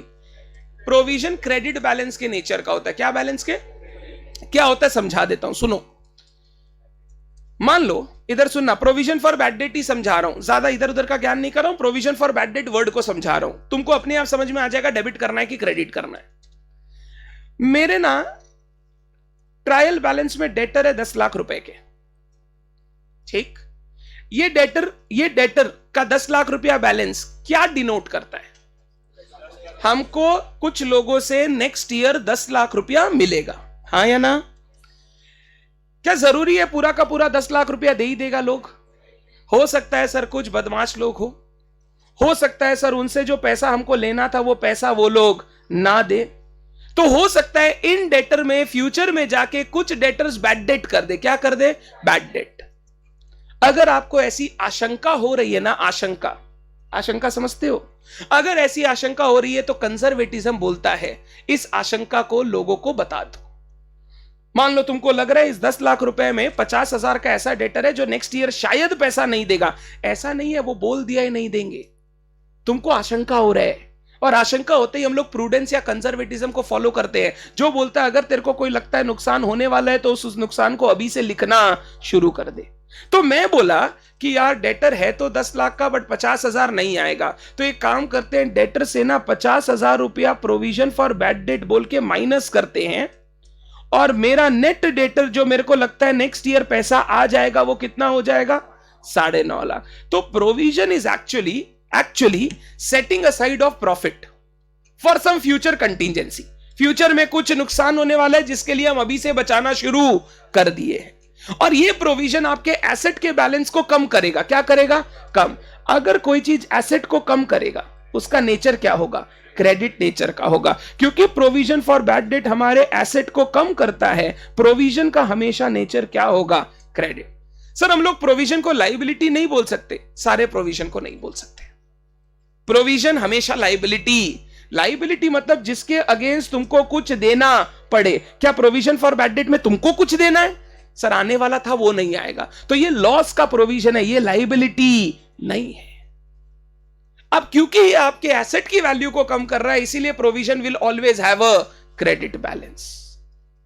क्लियर है बात? तो अभी के लिए प्रोविजन में बस इतना ही समझिए और नीचे लिखिए प्रोविजन फॉर बैड डेट्स कितना रुपया? 6,000। बहुत फर्क है। जनरल रिजर्व एक प्रॉफिट है, रिटेन्ड प्रॉफिट। ये प्रॉफिट कोई फ्यूचर ऐसा नहीं है कि नुकसान होने वाला उसके लिए बचा के रखें। बिजनेस को फ्यूचर में अगर कोई भी कभी भी पैसे की दरकार हुई, कोई चीज की दरकार हुई, तो ये हम प्रॉफिट्स बचा के रखते हैं, तो वो हो गया general reserve, retained earnings. But provision क्या हो गया, फ्यूचर में कोई नुकसान या लाइबिलिटी आएगा जिसके लिए प्रॉफिट को सेट असाइड किया है। मतलब जनरल रिजर्व के अगेंस्ट कोई लॉस का आभास, आशंका नहीं है, बट प्रोविजन के अगेंस्ट लॉस का आशंका है। एक है रिटेन्ड अर्निंग्स, एक है profit set aside for loss, एक है अप्रोप्रिएशन ऑफ प्रॉफिट, एक है चार्ज अगेंस्ट प्रॉफिट। सीखेंगे हम लोग ये सब वर्ड्स, आगे आएगा। 22 को 2 बार कर दिए, ठीक है। लास्ट बता, जनरल रिजर्व, जनरल रिजर्व भी प्रॉफिट है। प्रॉफिट का बोलो क्या नेचर होता है, क्रेडिट नेचर। ये सब वर्ड्स ना धीरे धीरे हम लोग सीखेंगे, आएगा हमारे सिलेबस में। रिजर्व का मतलब होता है प्रॉफिट कमाया बट बांटा नहीं, रख के रखा। क्यों रख के रखा, अगर फ्यूचर में बिजनेस को बढ़ाना होगा तो किसी से मांगने का दरकार नहीं पड़ेगा। Reserve is a profit, profit ये प्रॉफिट का सेट असाइड किया हुआ है। तो reserve is not an asset, it is a profit का portion, it is a capital का पार्ट। तो रिजर्व कैपिटल का पार्ट है। कैपिटल क्या होता है, क्रेडिट। तो रिजर्व भी क्या होगा, क्रेडिट। 20 है क्या, चल टोटल बता। 12, 1284, दोनों साइड मैच कर रहा है। प्रोविजन लाइबिलिटी नहीं होगा, वो एग्जाम्पल तो प्रोविजन फॉर बैड डेट है। That provision is not a liability, that is a loss. हाँ,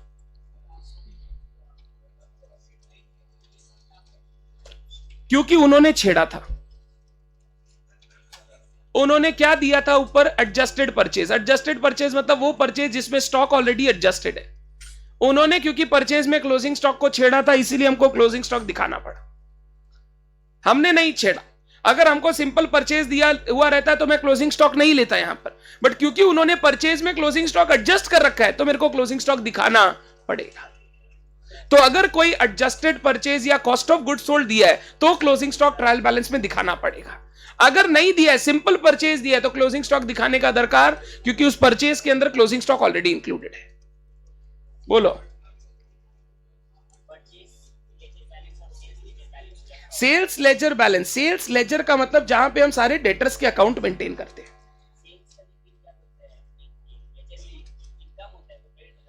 फिर वापस बोल रहा हूं, सेल्स लेजर का मतलब सेल्स अकाउंट नहीं, सेल्स लेजर का मतलब जहां पे डेटर अकाउंट बना रहे हैं। तो डेटर अकाउंट का क्या बैलेंस होता है, डेटर एसेट है, एसेट का बैलेंस डेबिट, इसीलिए डेबिट। बोलो, एसेट की वैल्यू को कम कर रहे हैं। अगर एसेट डेबिट होता है और कोई चीज उसकी वैल्यू को कम कर रहा है तो उसका नेचर बताओ तुम। एसेट अगर डेबिट होता है और कोई चीज उसको कम करेगा तो उसका नेचर क्या होगा, क्रेडिट होगा। It is a deduction in the value of asset, it is a reduction in the value of asset. Done है बात। तो ये प्रोविजन क्रेडिट बैलेंस होगा। हाँ,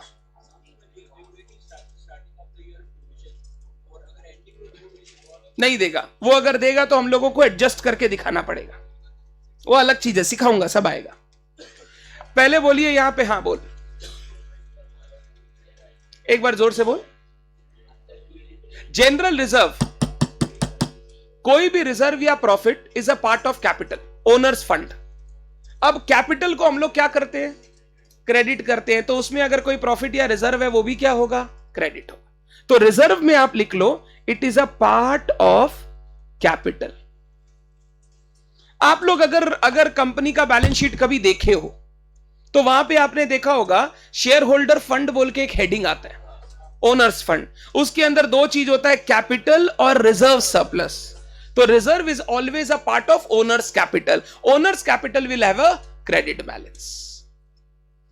अक्रूड इनकम क्या होता है, अक्रूड इनकम मतलब वो इनकम जो कमा लिया बट अभी तक पैसा मिला नहीं है। अगर पैसा नहीं मिला तो मेरे को इससे फ्यूचर में पैसा मिलेगा, मतलब ये मेरा एसेट है। तो accrued income is an asset. जैसे आउटस्टैंडिंग एक्सपेंस होता है ना, सर्विस ले लिया पैसा नहीं दिया, वैसे ही दूसरे के लिए वो अक्रूड इनकम होता है, सर्विस दे दिया बट पैसा नहीं मिला। ये मेरे लिए एक एसेट है क्योंकि मेरे को फ्यूचर में पैसा मिलेगा। डन। एडजस्टेड परचेज का मतलब होता है the value of purchases after adjusting the value of stock. मैंने 10,000 का माल खरीदा जिसमें 8 बेच दिया, 2 अभी भी मेरे पास बाकी है। तो मैंने क्या किया, 10 में से 2 माइनस करके 8,000 दिखा दिया। इसको बोलते हैं एडजस्टेड परचेज। अब तुमको परचेज दिखाना चाहिए था माल जितना खरीदा यानी 10,000, बट मैंने दिखाया कितना 8,000, तो इसको ठीक करने के लिए मेरे को 2,000 का स्टॉक एज एन एसेट अलग से दिखाना पड़ेगा। इसको बोलते हैं adjusted purchase. The value of purchases after adjusting the value of opening and closing stock. Adjusted purchase expense, जो माल आपका बिक गया, जिसको बोलते हैं कॉस्ट ऑफ गुड्स सोल्ड। तो एडजस्टेड परचेज का दूसरा नाम आप लिख सकते हो कॉस्ट ऑफ गुड्स सोल्ड। ये सब एक एक वर्ड पे ना हम लोग डिस्कशन करेंगे। चैप्टर आएगा पूरा का पूरा इन्वेंट्री, जिसमें 6 क्लास में सिर्फ स्टॉक के बारे में डिस्कस करेंगे, तो वो बहुत डिस्कशन है। अभी सिर्फ वर्ड से समझने की कोशिश करो, आगे डिस्कशन में कवर हो जाएगा। करंट अकाउंट क्रेडिट बैलेंस का मतलब बैंक में एक अकाउंट खोला हुआ है जिसमें हमारे हिसाब से क्रेडिट बैलेंस है, ओवरड्राफ्ट बोलते हैं। ओपनिंग स्टॉक ट्रायल बैलेंस में आएगा, बट अगर आपने परचेज में ऑलरेडी एडजस्ट कर दिया तो लेने की जरूरत नहीं है, क्योंकि वो ऑलरेडी ऐड हो चुका है उसमें। ओपनिंग स्टॉक नॉर्मली दिया हो तो आएगा। 2 चीज ट्रायल बैलेंस में आएगा, ओपनिंग और परचेज। अगर वो ऐड करके दे दिया तो एक साथ ले लो, अगर वो अलग अलग दिया है तो अलग अलग लिख लो। डन। ये सब जो वर्ड्स है ना, हाँ बातचीत बन, ये सब जो वर्ड्स है ना, ये वर्ड्स अब आप एक एक चैप्टर में सीखेंगे। जैसे अभी करंट अकाउंट का बैलेंस दिख रहा है ना, आप नेक्स्ट चैप्टर में जाएंगे बीआरएस, बैंक रिकंसिलिएशन स्टेटमेंट, उसमें आपको ये समझ में आ जाएगा बैंक बैलेंस कैसा होता है। वो धीरे धीरे अब ये चैप्टर्स के अंदर आएंगे। बट ये 25 आइटम देखने से ना तुमको 25 वर्ड्स से एक्सपोजर मिला कि हाँ ये 25 वर्ड्स अकाउंट्स में यूज होते हैं। अभी मेन वो सीखो और उनका नेचर समझो, क्या एसेट है, क्या लाइबिलिटी है, क्या इनकम है, क्या एक्सपेंस है, दैट इज इंपॉर्टेंट। धीरे धीरे ये वर्ड सारे कवर हो जाएंगे। डन। इस क्वेश्चन को लिखो good question. Question 21 good question. Deepak normally ना डायरेक्ट एक्सपेंसेस को अलग करके दिखाते हैं, आप जब फाइनल अकाउंट्स बनाते हो तो आप ऐड कर सकते हो। नॉर्मली बिजनेस एंटिटीज अलग करके दिखाते हैं ताकि हिसाब रख सके। सीखेंगे, आएगा, अभी टाइम है। अभी सिर्फ तुमको वैल्यू दिया हुआ रहेगा, तुम काम करना सीख। वैल्यू कैसे कैलकुलेट करते हो मैं सिखाऊंगा, पूरा आएगा वो। कैरेज इनवर्ड और आउटवर्ड में फर्क यह है, एक माल खरीदने के लिए लगा हुआ भाड़ा है और दूसरा हो गया माल को बेचने के लिए लगा हुआ भाड़ा। इनवर्ड हो गया जब आप गुड्स खरीदते हो उसके लिए अगर कोई भाड़ा लगता है। आउटवर्ड हो गया जब आप गुड्स बेचते हो और उसके लिए कोई भाड़ा पेमेंट करते हो। इसको बोलते हैं कैरेज इनवर्ड एंड आउटवर्ड। दोनों ही केस में वो हमारे खर्चे हैं, एक गुड्स खरीदने का खर्चा, एक गुड्स बेचने का खर्चा। जब आप फाइनल अकाउंट्स में बनाओगे, खरीदने का खर्चा ट्रेडिंग में आएगा, बेचने का खर्चा पीएल में आएगा। बस वहां पे अलग अलग होता है, बट ये दोनों एक्सपेंस ही है, डेबिट साइड भी आएगा। डन है बात, आगे चलते हैं। Question number 22।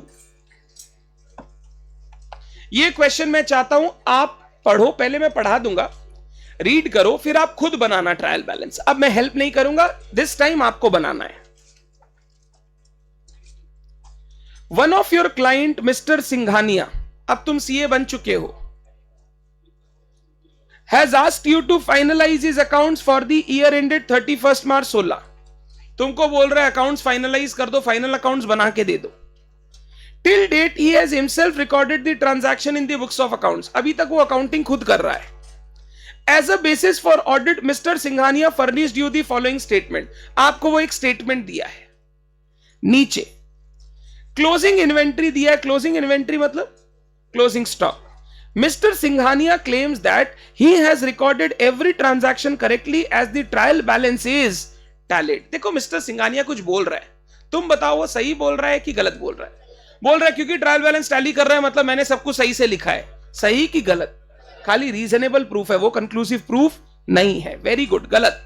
Check the accuracy of the above trial balance, बोल रहा है आप चेक करो अबव ट्रायल बैलेंस सही है या गलत है। मतलब आपको ना करेक्ट ट्रायल बैलेंस बनाना है। ऊपर वाले ट्रायल बैलेंस में कुछ गलतियां हैं, उनको ठीक करके सही ट्रायल बैलेंस बनाना है। आप बनाइए सही ट्रायल बैलेंस।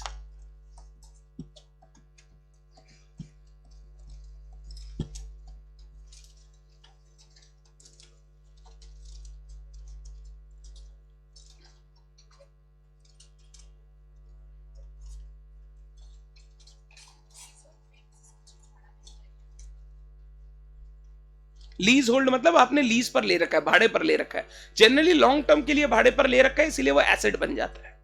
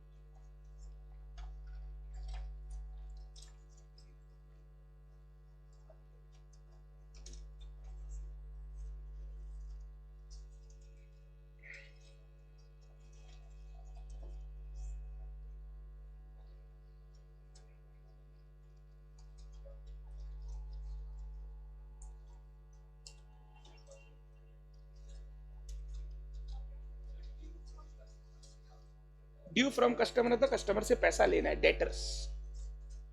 लिख पास में, जो चीज नहीं समझ में आता उसको लिखा कर पास में।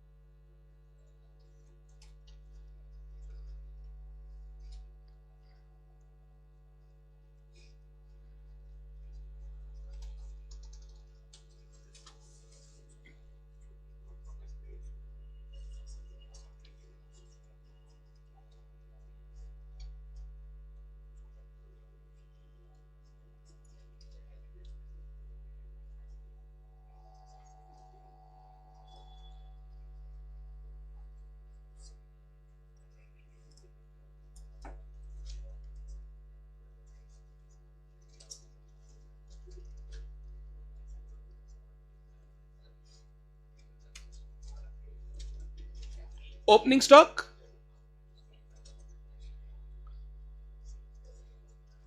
डेबिट।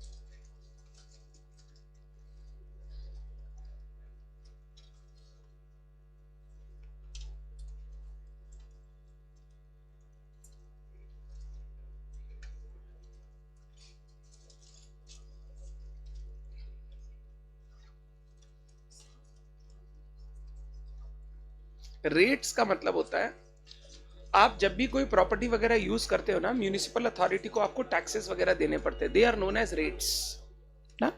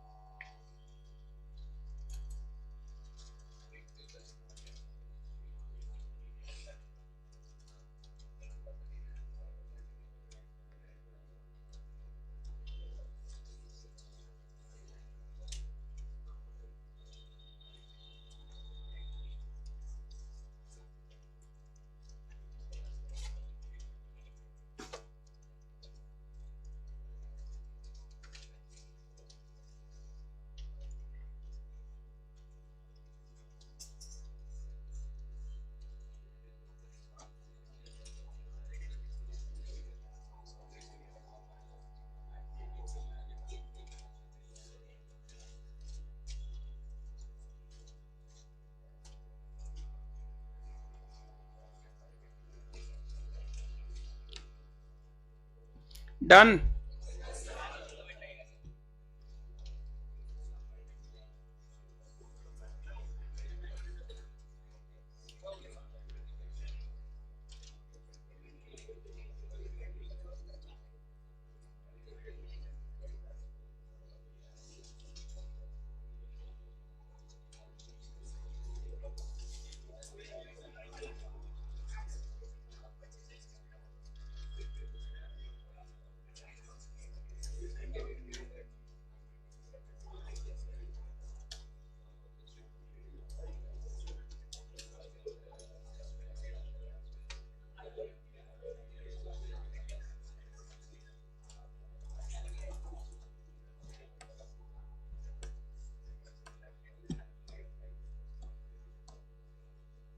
आज मेरे बाद क्या क्लास है?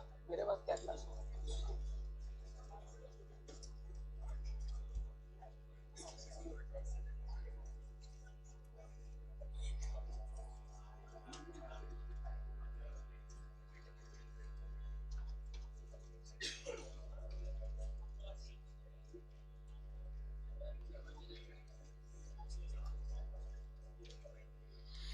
चलिए डिस्कशन करता हूं, सुनना। दो डाउट है ऑनलाइन में, वो डाउट एक बार मैं वापस ना ले लेता हूं ताकि बात क्लियर रहे। एक डाउट है, ओपनिंग स्टॉक डेबिट क्यों होता है? पहले बताइए, स्टॉक इज अ एसेट, हाँ या ना? तो जब लास्ट ईयर से करंट ईयर में स्टॉक कैरी फॉरवर्ड करोगे और स्टॉक एसेट है, तो एसेट को क्या करना पड़ता है? डेबिट करना पड़ता है। और ये स्टॉक इस साल बिक जाएगा, क्या हो जाएगा? जनरली ओपनिंग स्टॉक की आप पहले बेचते हो, तो ये बिक जाएगा, तो बिकते ही ये क्या बन जाएगा? एक्सपेंस। क्या बन जाएगा? सेल्स इनकम है, बट ये जो ओपनिंग स्टॉक का एसेट है जो इस साल बिक जाएगा, हम लोग सीखे थे अगर कॉस्ट का कुछ पोर्शन का यूज आप कर लो, वो एक्सपायर हो जाए, तो एक्सपायर्ड कॉस्ट क्या बन जाता है? एक्सपेंस। तो ओपनिंग स्टॉक को चाहे कोई बच्चा बोले ओपनिंग डेट का एसेट, या चाहे कोई बच्चा बोले इस साल का एक्सपेंस, दोनों ही सही है। इसीलिए ओपनिंग स्टॉक को डेबिट करते हैं। एक सेकेंड, आपके पास 100 यूनिट था, आपने ये 100 यूनिट इस साल सेल कर दिया। आप पहली क्लास कर रहे हैं, पुराना क्लास नहीं देखा हुआ है? नहीं देख, एक बार देखेंगे तो हो जाएगा। इसीलिए प्रॉब्लम है, बीच बीच में देखने से। आपको पहले पुराना बैकअप करना शुरू कर दो। बैकअप देखेंगे तो आपको मैंने वहां एसेट और एक्सपेंस का मतलब समझाया है, अपने आप समझ में आ जाएगा क्या चीज एक्सपेंस होता है, क्या एसेट होता है। एक बार बेसिक बता रहा हूं, सुन लो, जब करोगे तो और कंक्रीट हो जाएगा। हम लोग कोई भी चीज में जब पैसा खर्चा करते हैं ना, उसको हम लोग बोलते हैं कॉस्ट। क्या बोलते हैं? इस कॉस्ट का जब हम लोग मजा लेना शुरू करते हैं ना, मतलब इससे हम लोग बेनिफिट उठाना शुरू करते हैं, जिस पोर्शन का हम बेनिफिट उठा लेते हैं उसको हम लोग बोलते हैं एक्सपायर्ड कॉस्ट। और एक्सपायर्ड कॉस्ट बनता है हमारा एक्सपेंस। और जो पोर्शन ऑफ कॉस्ट अभी भी अनयूज्ड है उसको हम लोग बोलते हैं अनएक्सपायर्ड कॉस्ट, जो बनता है हमारा एसेट। अब ओपनिंग स्टॉक एक लगा हुआ कॉस्ट है जो हम लास्ट ईयर से कैरी फॉरवर्ड कर रहे हैं, और जिसको हम इस साल क्या करेंगे? सेल करेंगे। जैसे ही आप ओपनिंग स्टॉक को सेल कर दोगे तो उसका बेनिफिट एक्सपायर हो जाएगा। बेनिफिट एक्सपायर हो जाएगा तो वो क्या बन जाएगा? एक्सपेंस। जैसे वो एक्सपेंस बनेगा तो उसका नेचर क्या होगा? डेबिट नेचर का। अब बच्चा देख क्या बोल रहा है, सर ओपनिंग स्टॉक भी डेबिट, क्लोजिंग स्टॉक भी डेबिट। ऐसा कैसे सर? एक क्रेडिट होगा तब ना दूसरा साल डेबिट होगा। मैं बोला क्लोजिंग स्टॉक कभी ट्रायल बैलेंस में आएगा ही। ये तभी आएगा जब आपने इसको परचेज से माइनस किया हो, और वो डेबिट में इसलिए आएगा ताकि उस माइनस को नलीफाई कर सके। तो क्लोजिंग स्टॉक का डेबिट में आने का रीजन अलग है और ओपनिंग स्टॉक का डेबिट में आने का रीजन अलग है। बात खत्म। दूसरा बच्चा पूछ रहा है, सर लीज होल्ड प्रेमाइसेस क्या होता है और वो क्यों एसेट है, वो खर्चा क्यों नहीं है? मैंने आपको बताया था एसेट के डेफिनेशन में, कोई चीज को एसेट बोलने के लिए ये जरूरी नहीं है कि आपके पास उसका ओनरशिप होना चाहिए, आपके पास उसका कंट्रोल होना चाहिए। अगर मान लो मैंने इस जगह के लैंडलॉर्ड को बोला 20 साल के लिए ये जगह मेरे को दे दो लीज पे, तो this is equal to my asset. भला ही मेरा ओन्ड नहीं हो, लीज पर हो, बट ये मेरा एसेट है, क्योंकि नेक्स्ट 20 साल हम जैसे चाहे वैसे इसको यूज कर सकते हैं। तो अगर किसी एसेट पर मेरा कंट्रोल भी है तो वो भी मेरा एसेट माना जाता है। इसीलिए lease hold premises is an asset. हां, जो आप उसके लिए रेंट पेमेंट करोगे वो खर्चा बोल सकते हो। बट अगर आपने मान लो लीज के लिए एक साथ 50 करोड़ रुपए दे दिए और वो धीरे धीरे आप यूज कर रहे हो 20 साल तक, तो फिर वो 50 करोड़ धीरे धीरे अमोर्टाइज होगा, जैसे आप एक फिक्स्ड एसेट को डेप्रिशिएट करते हो। आपको बार बार रेंट देने का दरकार नहीं पड़ेगा। इसको बोलते हैं लीज होल्ड प्रेमाइसेस। डन। अब आइए इधर देखिए, ट्रायल बैलेंस मैं इधर ही बना रहा हूं। कैपिटल बोलो, क्रेडिट सही है, ड्राइंग्स सही है, लीज होल्ड प्रेमाइसेस सही है, sales, due from customer, customer से पैसा लेना है, वो मेरा डेटर है। डेटर क्या होना चाहिए? डेबिट। तो मैं इसको क्रेडिट से हटा के डेबिट में लिख रहा हूं। नेक्स्ट परचेजेस सही है, परचेज रिटर्न गलत है। परचेज डेबिट है तो परचेज रिटर्न क्रेडिट होगा। लोन फ्रॉम बैंक सही है, ट्रेड पेएबल्स लायबिलिटी क्रेडिट होना चाहिए। ट्रेड एक्सपेंस सही है, cash at bank, bills payable गलत है। नेक्स्ट बिल्स पेएबल के बाद सैलरी वेजेस सही है, इन्वेंट्री गलत, एसेट एक्सपेंस डेबिट होना चाहिए। नेक्स्ट रेंट एंड रेट सही है, सेल्स रिटर्न डेबिट होना चाहिए। क्लोजिंग स्टॉक के बारे में कुछ बोलो। नहीं आएगा सर, इसको रहने दीजिए, ये ट्रायल बैलेंस के अंदर नहीं आता है। अब ये सही करने के बाद भी अगर आप टोटल करोगे ना तो वो टोटल 5454 ही रहेगा। मतलब ऐसा मिस्टेक है जो कंपेंसेट हो गया। ऐसा मिस्टेक आप देखो, डेबिट में जो 2 मिस्टेक दिखाया, क्रेडिट में जो 3 मिस्टेक दिखाया, दोनों का टोटल करो, देखो कंपेंसेट हो जाएगा। ये कारण है, बिकॉज क्योंकि दोनों साइड का मिस्टेक कंपेंसेट हो रहा है, इसीलिए बैलेंस टोटल वही रह गया 5454 545। क्लियर है बात? तो मतलब यहां पे मेरा ट्रायल बैलेंस कुछ आइटम्स गलत थे, but total of trial balance क्या था? सही था। क्या आपने ट्रायल बैलेंस सही से बना लिया? Done. Sir how to know which one is liability and which one is expense? See basics, basics देखना पड़ेगा। Mayank Pandey, LIFO FIFO, my God इतना नहीं आता मेरे को, बाद में देखेंगे। उमरा, अगर आपको एडजस्टेड परचेज दिया हुआ है तो आप ओपनिंग स्टॉक को ट्रायल बैलेंस में नहीं लेंगे, क्योंकि एडजस्टेड परचेज के अंदर ओपनिंग स्टॉक भी आता है। अगर cost of goods sold opening stock दिया है तो फिर opening cost of goods sold adjusted purchase दिया है तो ओपनिंग स्टॉक को मत लेना, बिकॉज ओपनिंग स्टॉक उसमें ऑलरेडी इंक्लूडेड है। डन। क्या ये क्लियर है? 22 पक्का। अब इतना के बाद ट्रायल बैलेंस का एक बेसिक आइडिया लग गया। It is nothing but a statement of ledger का बैलेंसेस। यहां तक ठीक। अब अगर प्रॉपरली डेबिट क्रेडिट हमने फॉलो किया है डबल एंट्री, तो ट्रायल बैलेंस का debit total will be equal to, जैसे हमने क्वेश्चन 20 में देखा टोटल मैच किया, 21 में देखा टोटल मैच किया, 22 में भी देखा टोटल मैच किया। तो यहां पर double entry system was properly followed. But अगर कोई कारण से ट्रायल बैलेंस का डेबिट क्रेडिट मैच नहीं कर रहा है, मतलब आपने डबल एंट्री सिस्टम सही से फॉलो नहीं किया है, तो ट्रायल बैलेंस को टेम्पोररी टैली करवाने के लिए हम लोग एक नया अकाउंट इंट्रोड्यूस करते हैं जिसका नाम होता है सस्पेंस अकाउंट। जिसका नाम होता है सस्पेंस अकाउंट। सस्पेंस अकाउंट क्या होता है?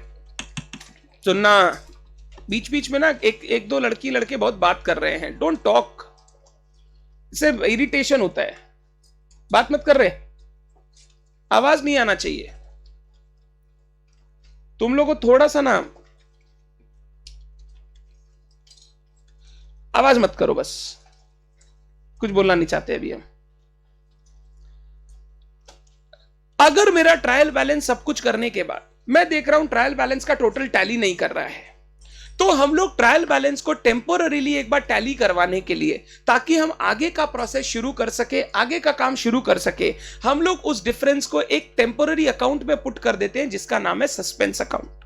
मान लो तुमने एक ट्रायल बैलेंस बनाया, डेबिट साइड का टोटल आया 1 लाख, क्रेडिट साइड का टोटल आया 98,000।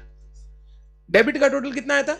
1 लाख, क्रेडिट का टोटल 98,000। मतलब कहीं 2,000 का गड़बड़ी किया हुआ है, हमको समझ में आ गया गड़बड़ी किया हुआ है, बट हम ना वो गड़बड़ी को खोजने के लिए अगर वेट करेंगे और अपना आगे का प्रोसेस शुरू नहीं करेंगे तो चीजें डिले हो जाएगी। हम बोल रहे हैं कि ठीक है ये 2000 का गड़बड़ी है, मेरे को याद रहेगा, एक काम करो, इसको एक बार टेम्पोररीली एक नए अकाउंट में, सस्पेंस अकाउंट में डाल दो, क्रेडिट साइड में 2000 बैठा दो, फिर हम धीरे धीरे एरर खोज के रेक्टिफाई करेंगे और अपना फाइनल अकाउंट्स का प्रोसेस भी शुरू कर देंगे। अगर वो काम नहीं करेंगे तो फाइनल अकाउंट्स बनते बनते बहुत ज्यादा टाइम लग जाएगा। तो ट्रायल बैलेंस को टेम्पोररी टैली करवाने के लिए अगर ट्रायल बैलेंस के टोटल में कोई डिफरेंस है तो उस डिफरेंस को हम लोग टेम्पोररीली एक अकाउंट में डाल देते हैं जिसका नाम होता है सस्पेंस अकाउंट। ये सस्पेंस अकाउंट टेम्पोररी है। टेम्पोररी का मतलब जब तक आपको वो एरर नहीं मिल रहे हैं तब तक ये सस्पेंस है। अगर आपको एरर मिल गया और आपने उसको रेक्टिफाई कर दिया तो ये सस्पेंस अपने आप जीरो हो जाएगा और मेरा ट्रायल बैलेंस प्रॉपर्ली टैली हो जाएगा। तो ये सस्पेंस एक टेम्पोररी अकाउंट है जो सिर्फ बनाया जाता है ताकि ट्रायल बैलेंस को टेम्पोररीली टैली करवाया जा सके। अगर तुमने इतना बात सही से सुना तो मैं तुमसे पूछ रहा हूं, सस्पेंस अकाउंट ट्रायल बैलेंस के किस साइड पर आएगा? जो साइड छोटा है उस साइड पर आएगा। डेबिट क्रेडिट नहीं पता, बोलो जो साइड का टोटल कम आ रहा है, जिस साइड में बैलेंस बच रहा है, डिफरेंस बच रहा है, उस डिफरेंस को खत्म करने के लिए हम लोग वहां पर क्या लिख देंगे? सस्पेंस लिख देंगे। सस्पेंस में हैव डेबिट बैलेंस में हैव, भाई सस्पेंस है, सस्पेंस है मतलब पता नहीं है एक्चुअल में ये चीज किससे रिलेट करता है। एक बार जो भी डिफरेंस है डेबिट या क्रेडिट सस्पेंस में बैठा दो, फिर एरर खोजो, एरर को रेक्टिफाई करो, रेक्टिफाई करते ही सस्पेंस अपने आप जीरो हो जाएगा। आप लोग जब रेक्टिफिकेशन का चैप्टर पढ़ेंगे ना, आप लोग सीखेंगे जब हम लोग रेक्टिफिकेशन एंट्री पास करेंगे वहां पे हम लोग सस्पेंस के बैलेंस को यूज करके रेक्टिफाई करेंगे ताकि हम लोग सस्पेंस को खत्म कर सके। सस्पेंस वर्ड का ही मतलब होता है, क्या होता है सस्पेंस वर्ड का मतलब? What is suspense? सर अभी पता नहीं है, बाद में पता चलेगा। सर अभी नहीं याद आ रहा है क्या है, अभी सस्पेंस है, जैसे जैसे राज खुलेगा अपने आप पता चल जाएगा। सस्पेंस मतलब राज, वो राज खुलते ही सब आपको पता चल जाएगा, तो यही सस्पेंस होता है। अब सुन सर, फाइनल अकाउंट्स बनाने से पहले हम लोगों को तो सारा राज खोल जाना चाहिए, क्योंकि अगर सारा एरर नहीं मिला, रेक्टिफाई नहीं किए, तो जो फाइनल अकाउंट्स बनाएगा वो सही रिजल्ट। हम अपनी पूरी कोशिश करेंगे कि जब तक हम फाइनल अकाउंट्स को फाइनली रेडी करें हमारा सस्पेंस जीरो हो जाना चाहिए। हम सारे एरर्स को ढूंढेंगे, एरर्स को रेक्टिफाई करेंगे और उसी एरर लेस हम फाइनल अकाउंट्स बनाने की कोशिश करेंगे, क्योंकि एरर के साथ फाइनल अकाउंट्स बनाएंगे तो true and fair result stakeholder को नहीं मिलेगा। बट कभी कभी क्या होता है, जब आपका अकाउंट्स बहुत यूज होता है, बहुत सारे ट्रांजैक्शन होते हैं, गलती को खोज पाना पॉसिबल नहीं होता। हो सकता है आपने मार्च में ट्रायल बैलेंस बनाया, आपने देखा कुछ गलती है, अप्रैल में देखा गलती है, अब आप फाइनल अकाउंट्स बनाने का प्रोसेस शुरू कर दिए, गलती को भी ढूंढ रहे हैं। मई हो गया, जून हो गया, जुलाई हो गया, गलती मिल ही नहीं रहा है। हमको अपना फाइनल अकाउंट्स तो कंप्लीट करना होगा ना, क्योंकि हमको दूसरे काम करने हैं, शेयर होल्डर को भेजना है, स्टेक होल्डर्स को भेजना है, रिटर्न वगैरह लगाना है, इनकम टैक्स का बताना है, सब कुछ करना तो है, तो हम रोक नहीं सकते, हमको तो काम पूरा करना पड़ेगा। अगर कभी ऐसा हो कि सर सस्पेंस का बैलेंस बचा हुआ है बट हमको फाइनल अकाउंट सब बंद करना ही पड़ेगा, मेरे पास ऑप्शन, हम लोग इस सस्पेंस अकाउंट का पता है क्या करते हैं? इसको बैलेंस शीट में दिखाते हैं। इफ डेबिट बैलेंस है तो एसेट में दिखाएंगे, क्रेडिट बैलेंस है तो लायबिलिटी में, और इसको नेक्स्ट ईयर कैरी फॉरवर्ड कर देते हैं। नेक्स्ट ईयर जाके हम लोग एरर को खोजते हैं ताकि एरर मिलते ही रेक्टिफाई करे और सारा चीज सही हो जाए।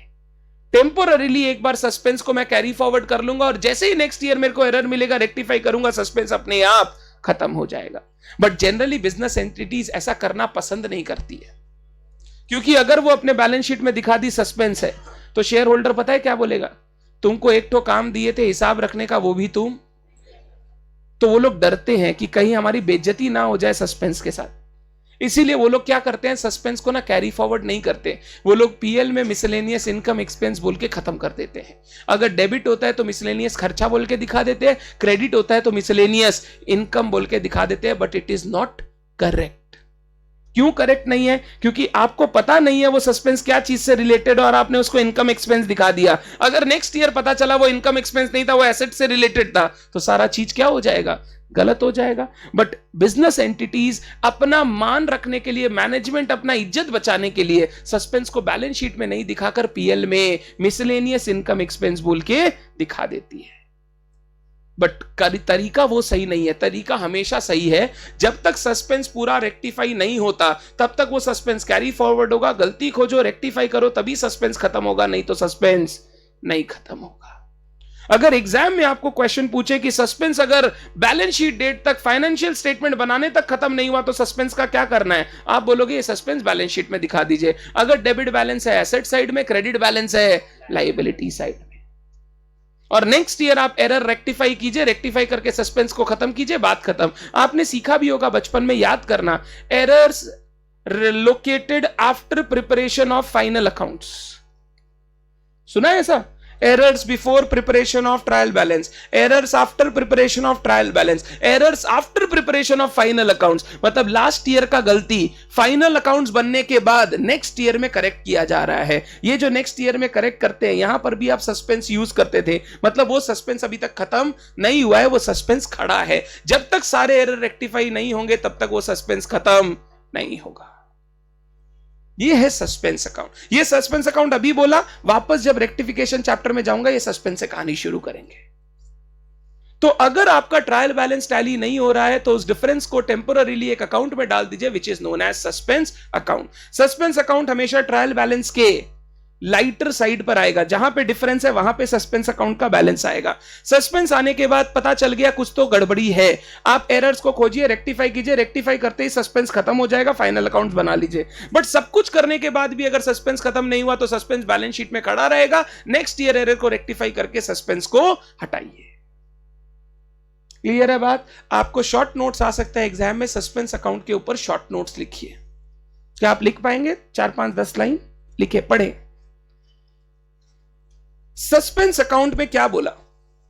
If the trial balance does not agree, अगर ट्रायल बैलेंस अग्री नहीं करता है, after transferring the balance of all ledger account including cash and bank and also errors are not located timely, the trial balance is tallied by transferring the difference of debit credit side to an account known as suspense account.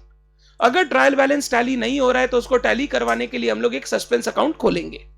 This is a temporary account opened to proceed further and to prepare the financial statement timely। मैंने बोला क्यों ये इसको use करते हैं, ताकि हमारा आगे का काम रुके नहीं, हम अपना आगे का काम कर सके। Suspense account will appear on the lighter side of trial balance. Once all errors are located and rectified, the balance of suspense account will become 0। But देखो क्या बोला, if errors could not be identified, then balance in suspense account will be shown in balance sheet as follows। Debit balance होगा तो asset side, credit balance होगा तो liability side. जो मैंने आपको समझाया वो शॉर्ट में लिखा हुआ है। एग्जाम में कभी शॉर्ट नोट आ जाएगा तो आपको भी ऐसे पॉइंट्स बना के लिखना है, और ज्यादा घुमाने का जरूरत नहीं है, जो स्ट्रेट फॉरवर्ड पॉइंट्स है वही लिखने हैं। क्लियर है बात? This is known as the concept of suspense account. मेरे को यहां काम नहीं आएगा, मेरे को काम आएगा जब मैं रेक्टिफिकेशन चैप्टर पढ़ाऊंगा, तब ये सस्पेंस मेरे को काम आएगा। तो ये सस्पेंस हम लोग वापस आगे जाके बोलो कहां जाएंगे? In chapter of rectification.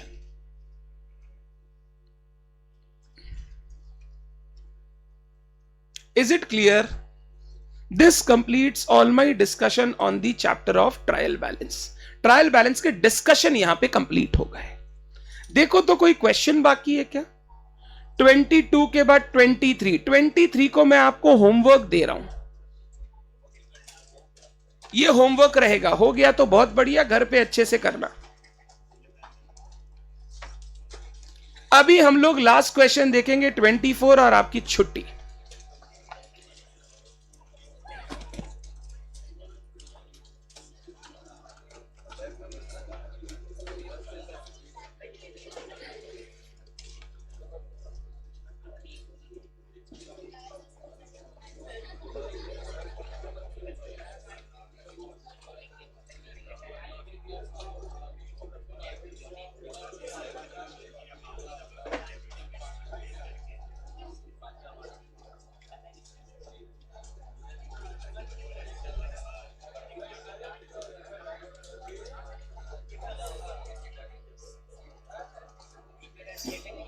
देखो एक बच्चे का अच्छा डाउट है, सुनना, कोई आंसर करना। सर आप बोले सस्पेंस को बैलेंस शीट में दिखाओ, कैरी फॉरवर्ड कर लो। आपने पीएल में दिखाने मना किया क्योंकि आपने बोला इनकम एक्सपेंस की जगह एसेट लायबिलिटी हुआ तो अब बच्चा बोल रहा है सर बैलेंस शीट में आप दिखा दिए, अगर एसेट लाइबिलिटी की जगह वो इनकम एक्सपेंस हुआ तो देखो रूल क्या, नहीं समझ में आया? वापस बोल रहा हूं चाचा, मोबाइल छोड़ो, समझ में आएगा।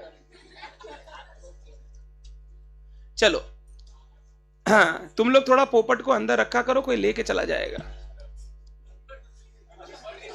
मोबाइल फोन, चलो मोबाइल फोन को अंदर ही रखा करो, मत निकाला करो, ठीक है? अब सुनना, बच्चा बोल रहा है सर आपने बोला सस्पेंस अकाउंट को बैलेंस शीट में दिखाओ, कैरी फॉरवर्ड कर लो, आगे साल में वो एरर मिले तो रेक्टिफाई करके खत्म कर देना। आपने बोला पीएल में मत दिखाओ क्योंकि हो सकता है वो इनकम या एक्सपेंस नेचर का ना हो, एसेट लाइबिलिटी के नेचर का हो। तो अगर तुम पीएल में दिखा दोगे इनकम एक्सपेंस बोल के और नेक्स्ट ईयर पता चला एसेट लाइबिलिटी है तो गलत हो जाएगा। अब बच्चा बोला सर अभी आपने एसेट लाइबिलिटी में सस्पेंस को दिखाया बैलेंस शीट में, कहीं नेक्स्ट ईयर पता चला वो इनकम एक्सपेंस है तो? बात समझ में आया क्या बोला? अभी क्या होता है ना, profit and loss, income expenses PL में आता है, उससे प्रॉफिट निकलता है और वो प्रॉफिट बाद में कहां जाता है? कैपिटल में। बैलेंस शीट में ना इस प्रॉफिट लॉस या इनकम एक्सपेंस को रिप्रेजेंट करता हुआ कैपिटल है। कहीं जाके मान लो नेक्स्ट ईयर मेरे को पता चला जो 500 रुपया का सस्पेंस था वो एक खर्चा था, खर्चा जो मैंने लास्ट ईयर नहीं दिखाया, तो नेक्स्ट ईयर हम लोग इसको कैपिटल से एडजस्ट कर देंगे। मैंने बैलेंस शीट में दिखाया है तो बैलेंस शीट का ये जो 500 रुपया का सस्पेंस है मैं इसको नेक्स्ट ईयर किससे एडजस्ट कर दूंगा? कैपिटल से। एक्चुअली इनकम एक्सपेंस को रिप्रेजेंट करने वाला एक अकाउंट बैलेंस शीट में होता है जिसको बोलते हैं कैपिटल अकाउंट। तो अगर नेक्स्ट ईयर जाके मेरे को पता चला ये एसेट लाइबिलिटी नहीं इनकम एक्सपेंस है तो भी कोई प्रॉब्लम नहीं है, हम उसको कैपिटल से एडजस्ट कर देंगे।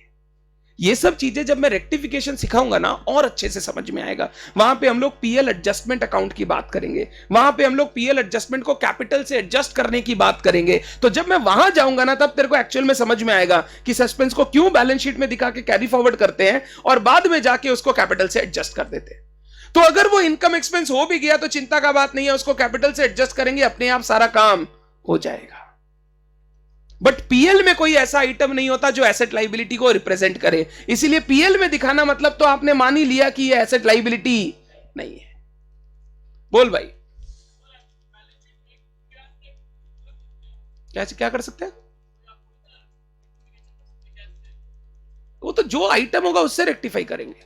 अगर वो इनकम एक्सपेंस हो गया तो कैपिटल से रेक्टिफाई हो जाएगा। क्या हो गया?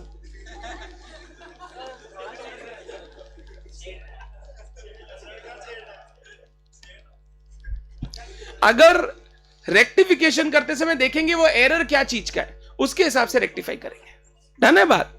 आ जाओ क्वेश्चन 24।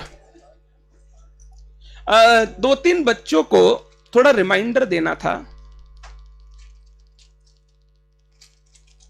नवनीत सर ने उनको नीचे सिगरेट विगरेट पीते हुए देखा है। सिंपल हम बात बोल रहे हैं, कभी हम देखेंगे, एक काम करेंगे, तुम्हारे फोन से तुम्हारे पापा मम्मी को फोन करेंगे फोटो भेज के कि आपका बेटा पीता है, आपको पता है ना? अगर वो बोलेंगे हाँ पीता है, आपको कोई कुछ नहीं करना, मेरे को पता है मेरा बेटा पीता है, बहुत अच्छी चीज है, तो हम तुमको अलाउ कर देंगे क्लास में। अगर तुम्हारे मम्मी पापा बोले नहीं हमको तो ये पता नहीं है, तो नेक्स्ट डे क्लास में नहीं आ सकते, तुम पैसा लेके घर वापसी।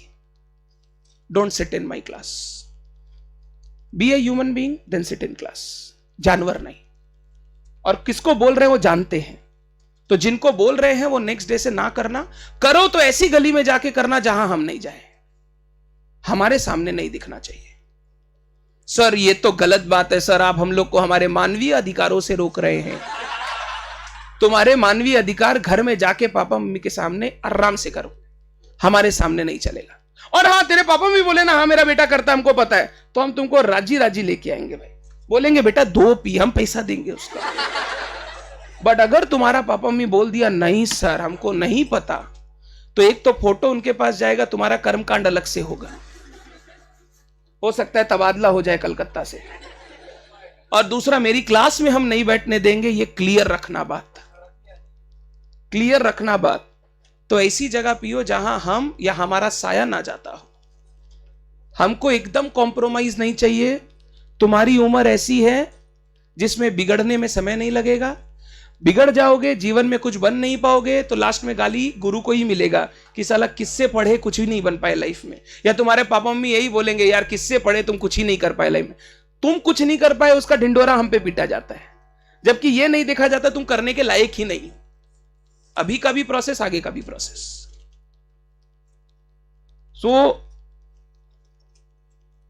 Understand this, I must not see any of the student of my class here in and around doing all these nonsense। अगर मेरे को मिल गया तो आप नेक्स्ट क्लास से मेरे क्लास में तो नहीं बैठोगे, दूसरे के जिसके बैठने बैठो, मेरे क्लास में यू आर नॉट अलाउड। अगर हम तुमको दिख गए तो तुम मेरे को आके उस दिन बोलना सर आप तो बड़ा बड़ा बात करते हैं और खुद पीते हैं, बिल्कुल बोलना, मेरे को दिल पे लगना चाहिए। Not a single student of mine should have a wrong habit like this. Remember this, and this is for your life, for your sake. इससे मेरा कुछ फर्क नहीं पड़ेगा, ना हम सिगरेट बनाते हैं, ना उससे पैसा कमाते हैं, और ना सिगरेट बैन करने से मेरे बाप को कुछ मिलेगा। अगर उससे भी कुछ मिलता तो हम तो बैन ही करवा देते। मेरा कोई फायदा नहीं है, तुम्हारा जिंदगी खराब हो जाएगा ये करते करते। Try, leave it. प्रॉब्लम क्या है, प्यार से समझ में किसी को नहीं आता, इसीलिए हम लोग बोलते हैं भय बिन होत ना प्रीति। अगर तुम्हारे में भय नहीं है तो तुम किसी से प्यार भी नहीं कर सकते। डर होना बहुत जरूरी है। जो कुछ बच्चों में डर खत्म हो गया ना, एक दो दिन में कुछ ऐसा होगा और हम कुछ ऐसा कर देंगे या बोल देंगे कि जिंदगी भर किसी भी टीचर के सामने जाने से डरोगे। अब फिर हमको मत बोलना, या दुनिया को तुम कुछ भी बोलो कोई फर्क नहीं पड़ता। जिसको साला पढ़ना है वो अपने आप आएगा, झक मार के पैसा देके आएगा, हमको उसका बिल्कुल टेंशन नहीं। और ये मेरा घमंड नहीं है, ये मेरी मेहनत है जिसके कारण बच्चे आएंगे, और हमको इसमें कोई प्रॉब्लम नहीं है। दो बच्चे निकल भी जाएंगे ना छोड़ के, कोई फर्क नहीं पड़ता। And I don't compromise on values. अभी तुम फाउंडेशन में हो, नेक्स्ट लेवल तुम इंटर में आओगे, तुमको इंसान नहीं बनाए ना, तुम जानवर बदतर से बदतर हो जाओगे, और उससे प्रॉब्लम हमको होगा। और हम जानवरों को क्लास में अलाउ नहीं करते। And this is totally said, and एक बार कर दूंगा फिर दूसरी बार तुम करने का हिम्मत भी नहीं करोगे। एंड मेरे को कोई फर्क नहीं पड़ता, पता है, क्लास में 5 बच्चे आए या 500 आए, हम उतना ही झील से 5 को भी पढ़ाएंगे जितना से हम 500 को पढ़ा सकते हैं। तुम लोग को जिनको ये सब नहीं समझ में आता, घर पे बैकअप करो, ताकि मेरा खून ना जला। मेरा खून जलेगा और गुस्सा आ जाएगा, उस दिन हम कुछ कर बैठेंगे। फिर तुमको जितना ही खराब लगे, मेरे को कोई मतलब नहीं है। पेरेंट्स को भी लेके आओगे तो ध्यान रखना, पेरेंट्स को हम कुछ ऐसा बोल देंगे जिससे तुम्ही को घर जाके उनसे आंख नहीं मिला पाओगे, और हम सीधा बोलेंगे हमको कोई मतलब नहीं है हमको। So any student, Navneet sir ने मेरे को बोला, मैं बोला ठीक है मैं इस बात को देखता हूं। अगर कोई भी बच्चा मेरे इस क्लास का मेरे को दिख गया कोई नॉनसेंस करते हुए रोड पर, सोच लेना नेक्स्ट दिन तुम मेरे स्टूडेंट नहीं हो, तुमको जिसके यहां जाके पढ़ना पड़ो। एंड आई डोंट केयर, आप जिसके यहां जाके पढ़ो, और पैसा भी लेके जाना, तुम्हारा पैसा भी नहीं रखना हमको। ऐसा पैसा का क्या फायदा जिससे बद्दुआ मिले, साला पैसा दे दो, हमको नहीं चाहिए पैसा। और इतना तो है कि हम ये नहीं करेंगे तो हम किसी और चीज से कमा सकते हैं, इतना तो मेरे पास है, ज्ञान भी है और हिम्मत भी है। सो जिनको मैं बोल रहा हूं और जो करते हैं वो ये ध्यान रखिएगा, वो मेरे या नवनीत की नजर में नेक्स्ट डे से ना आए, ठीक। I don't appreciate this, and this is your life. कुछ अच्छा करने के लिए आए हैं, ये दारू सिगरेट बीड़ी पीने के लिए जिंदगी में नहीं मिला आपको जन्म। So don't ever do this. फिर आप जिम्मेदार होंगे कोई भी एक्शन के लिए, आई वोंट बी जिम्मेदार, मैं पहले बोल रहा हूं। और रास्ते में नुइसेंस भी नहीं। अगर कोई आदमी मेरे को कभी बोला सर आपके बच्चे ने ऐसा किया, वो तुम्हारा आखिरी दिन होगा उस गली में, तुम दूसरी बार इस जगह पे आके उस गली में नहीं जा पाओगे। Never ever do this, because what ever you do नीचे इज ऑल अवर गुडविल, और वो अफेक्ट करता है कि सर आपके यहां ऐसे बच्चे आते हैं जो ऐसा करते हैं।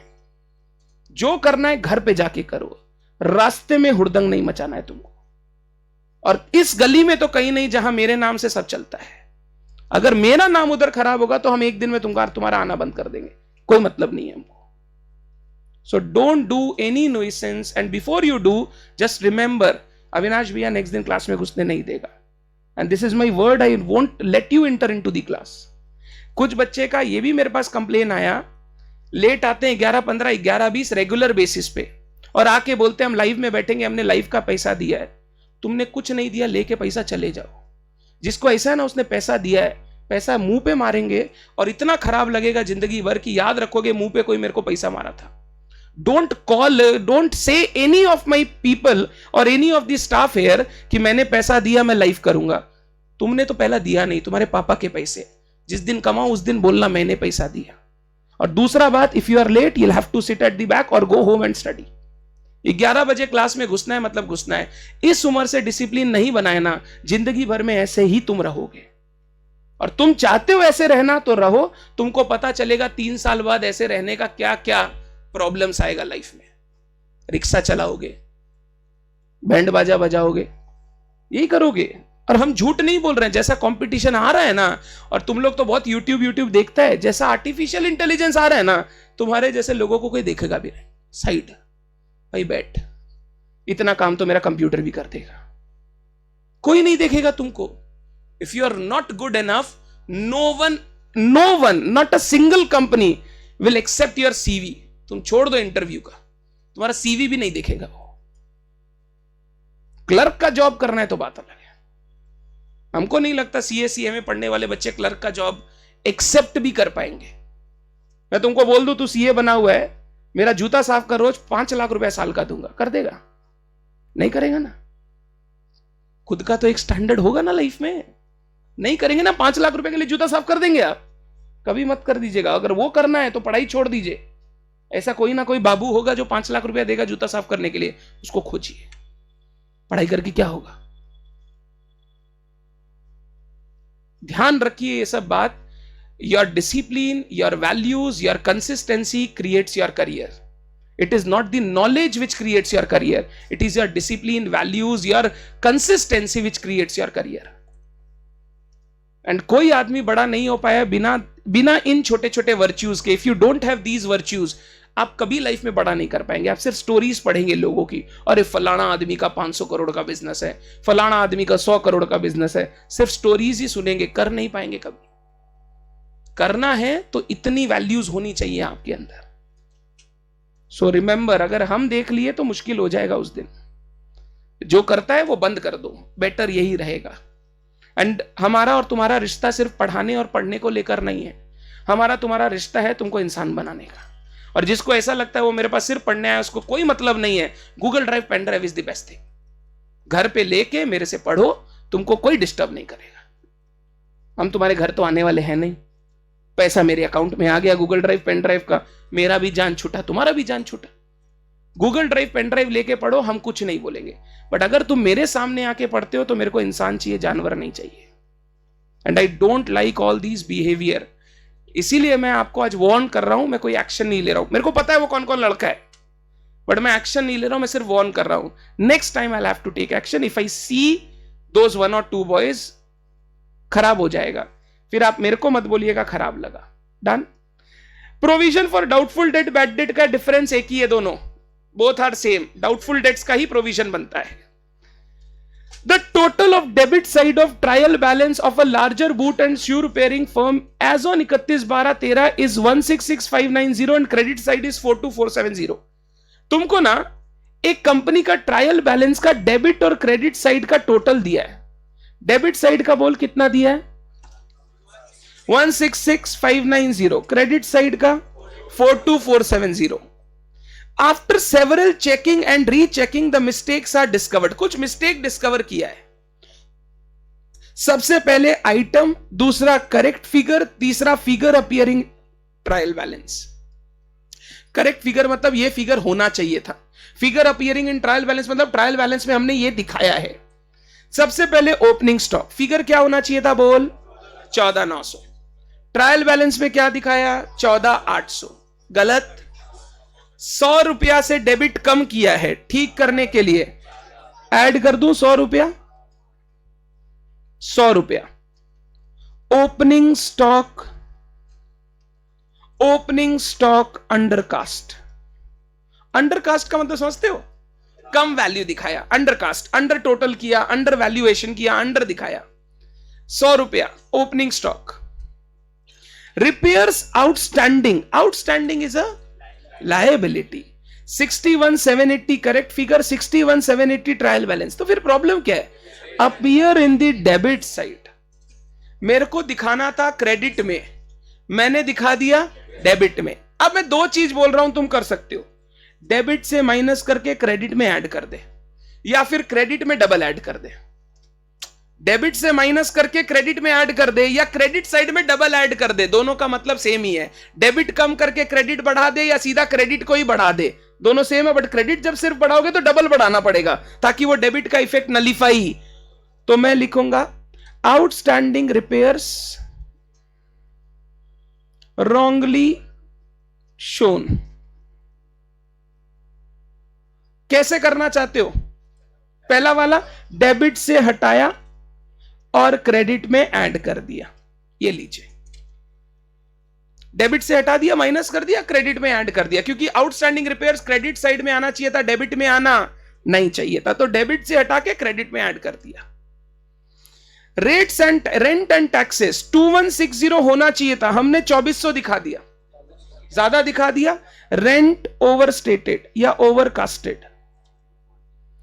डेबिट साइड में माइनस कर रहा हूं क्योंकि हमने ज्यादा दिखा दिया, 2160 दिखाना था, 2400 डेबिट कर दिया, तो अब कम करना पड़ेगा, कम करूंगा तो डेबिट को माइनस कर दिया।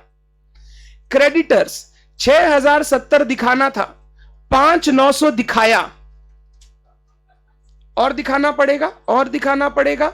क्रेडिटर्स अंडर कास्ट, क्रेडिटर किस साइड में आएगा रे? क्रेडिट साइड में, तो क्रेडिट साइड में प्लस 170 ऐड कर दिया मैंने। डेटर्स 8060 होना चाहिए, दिखाया 8310, ज्यादा दिखा दिया, तो डेटर कम करना पड़ेगा।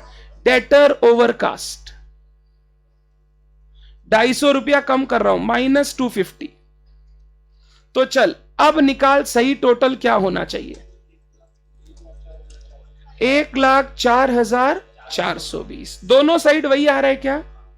मतलब इन्होंने सारे एरर्स बता दिए, ट्रायल बैलेंस टैली हो गया, मतलब जितने भी एरर थे डबल एंट्री के सब इन्होंने बता दिए, सब इन्होंने बता दिए, सस्पेंस खत्म होकर ट्रायल बैलेंस टैली हो गया। एक बार चेक करो,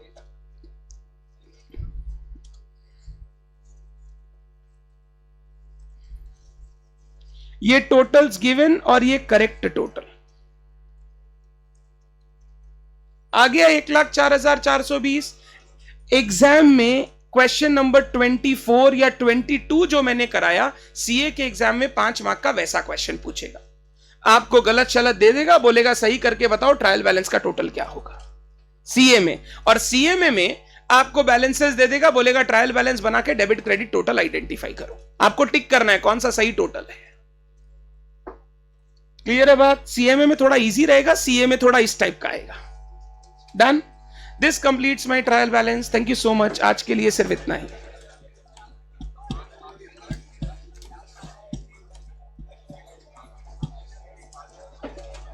वेरी गुड ऑनलाइन, बहुत बढ़िया।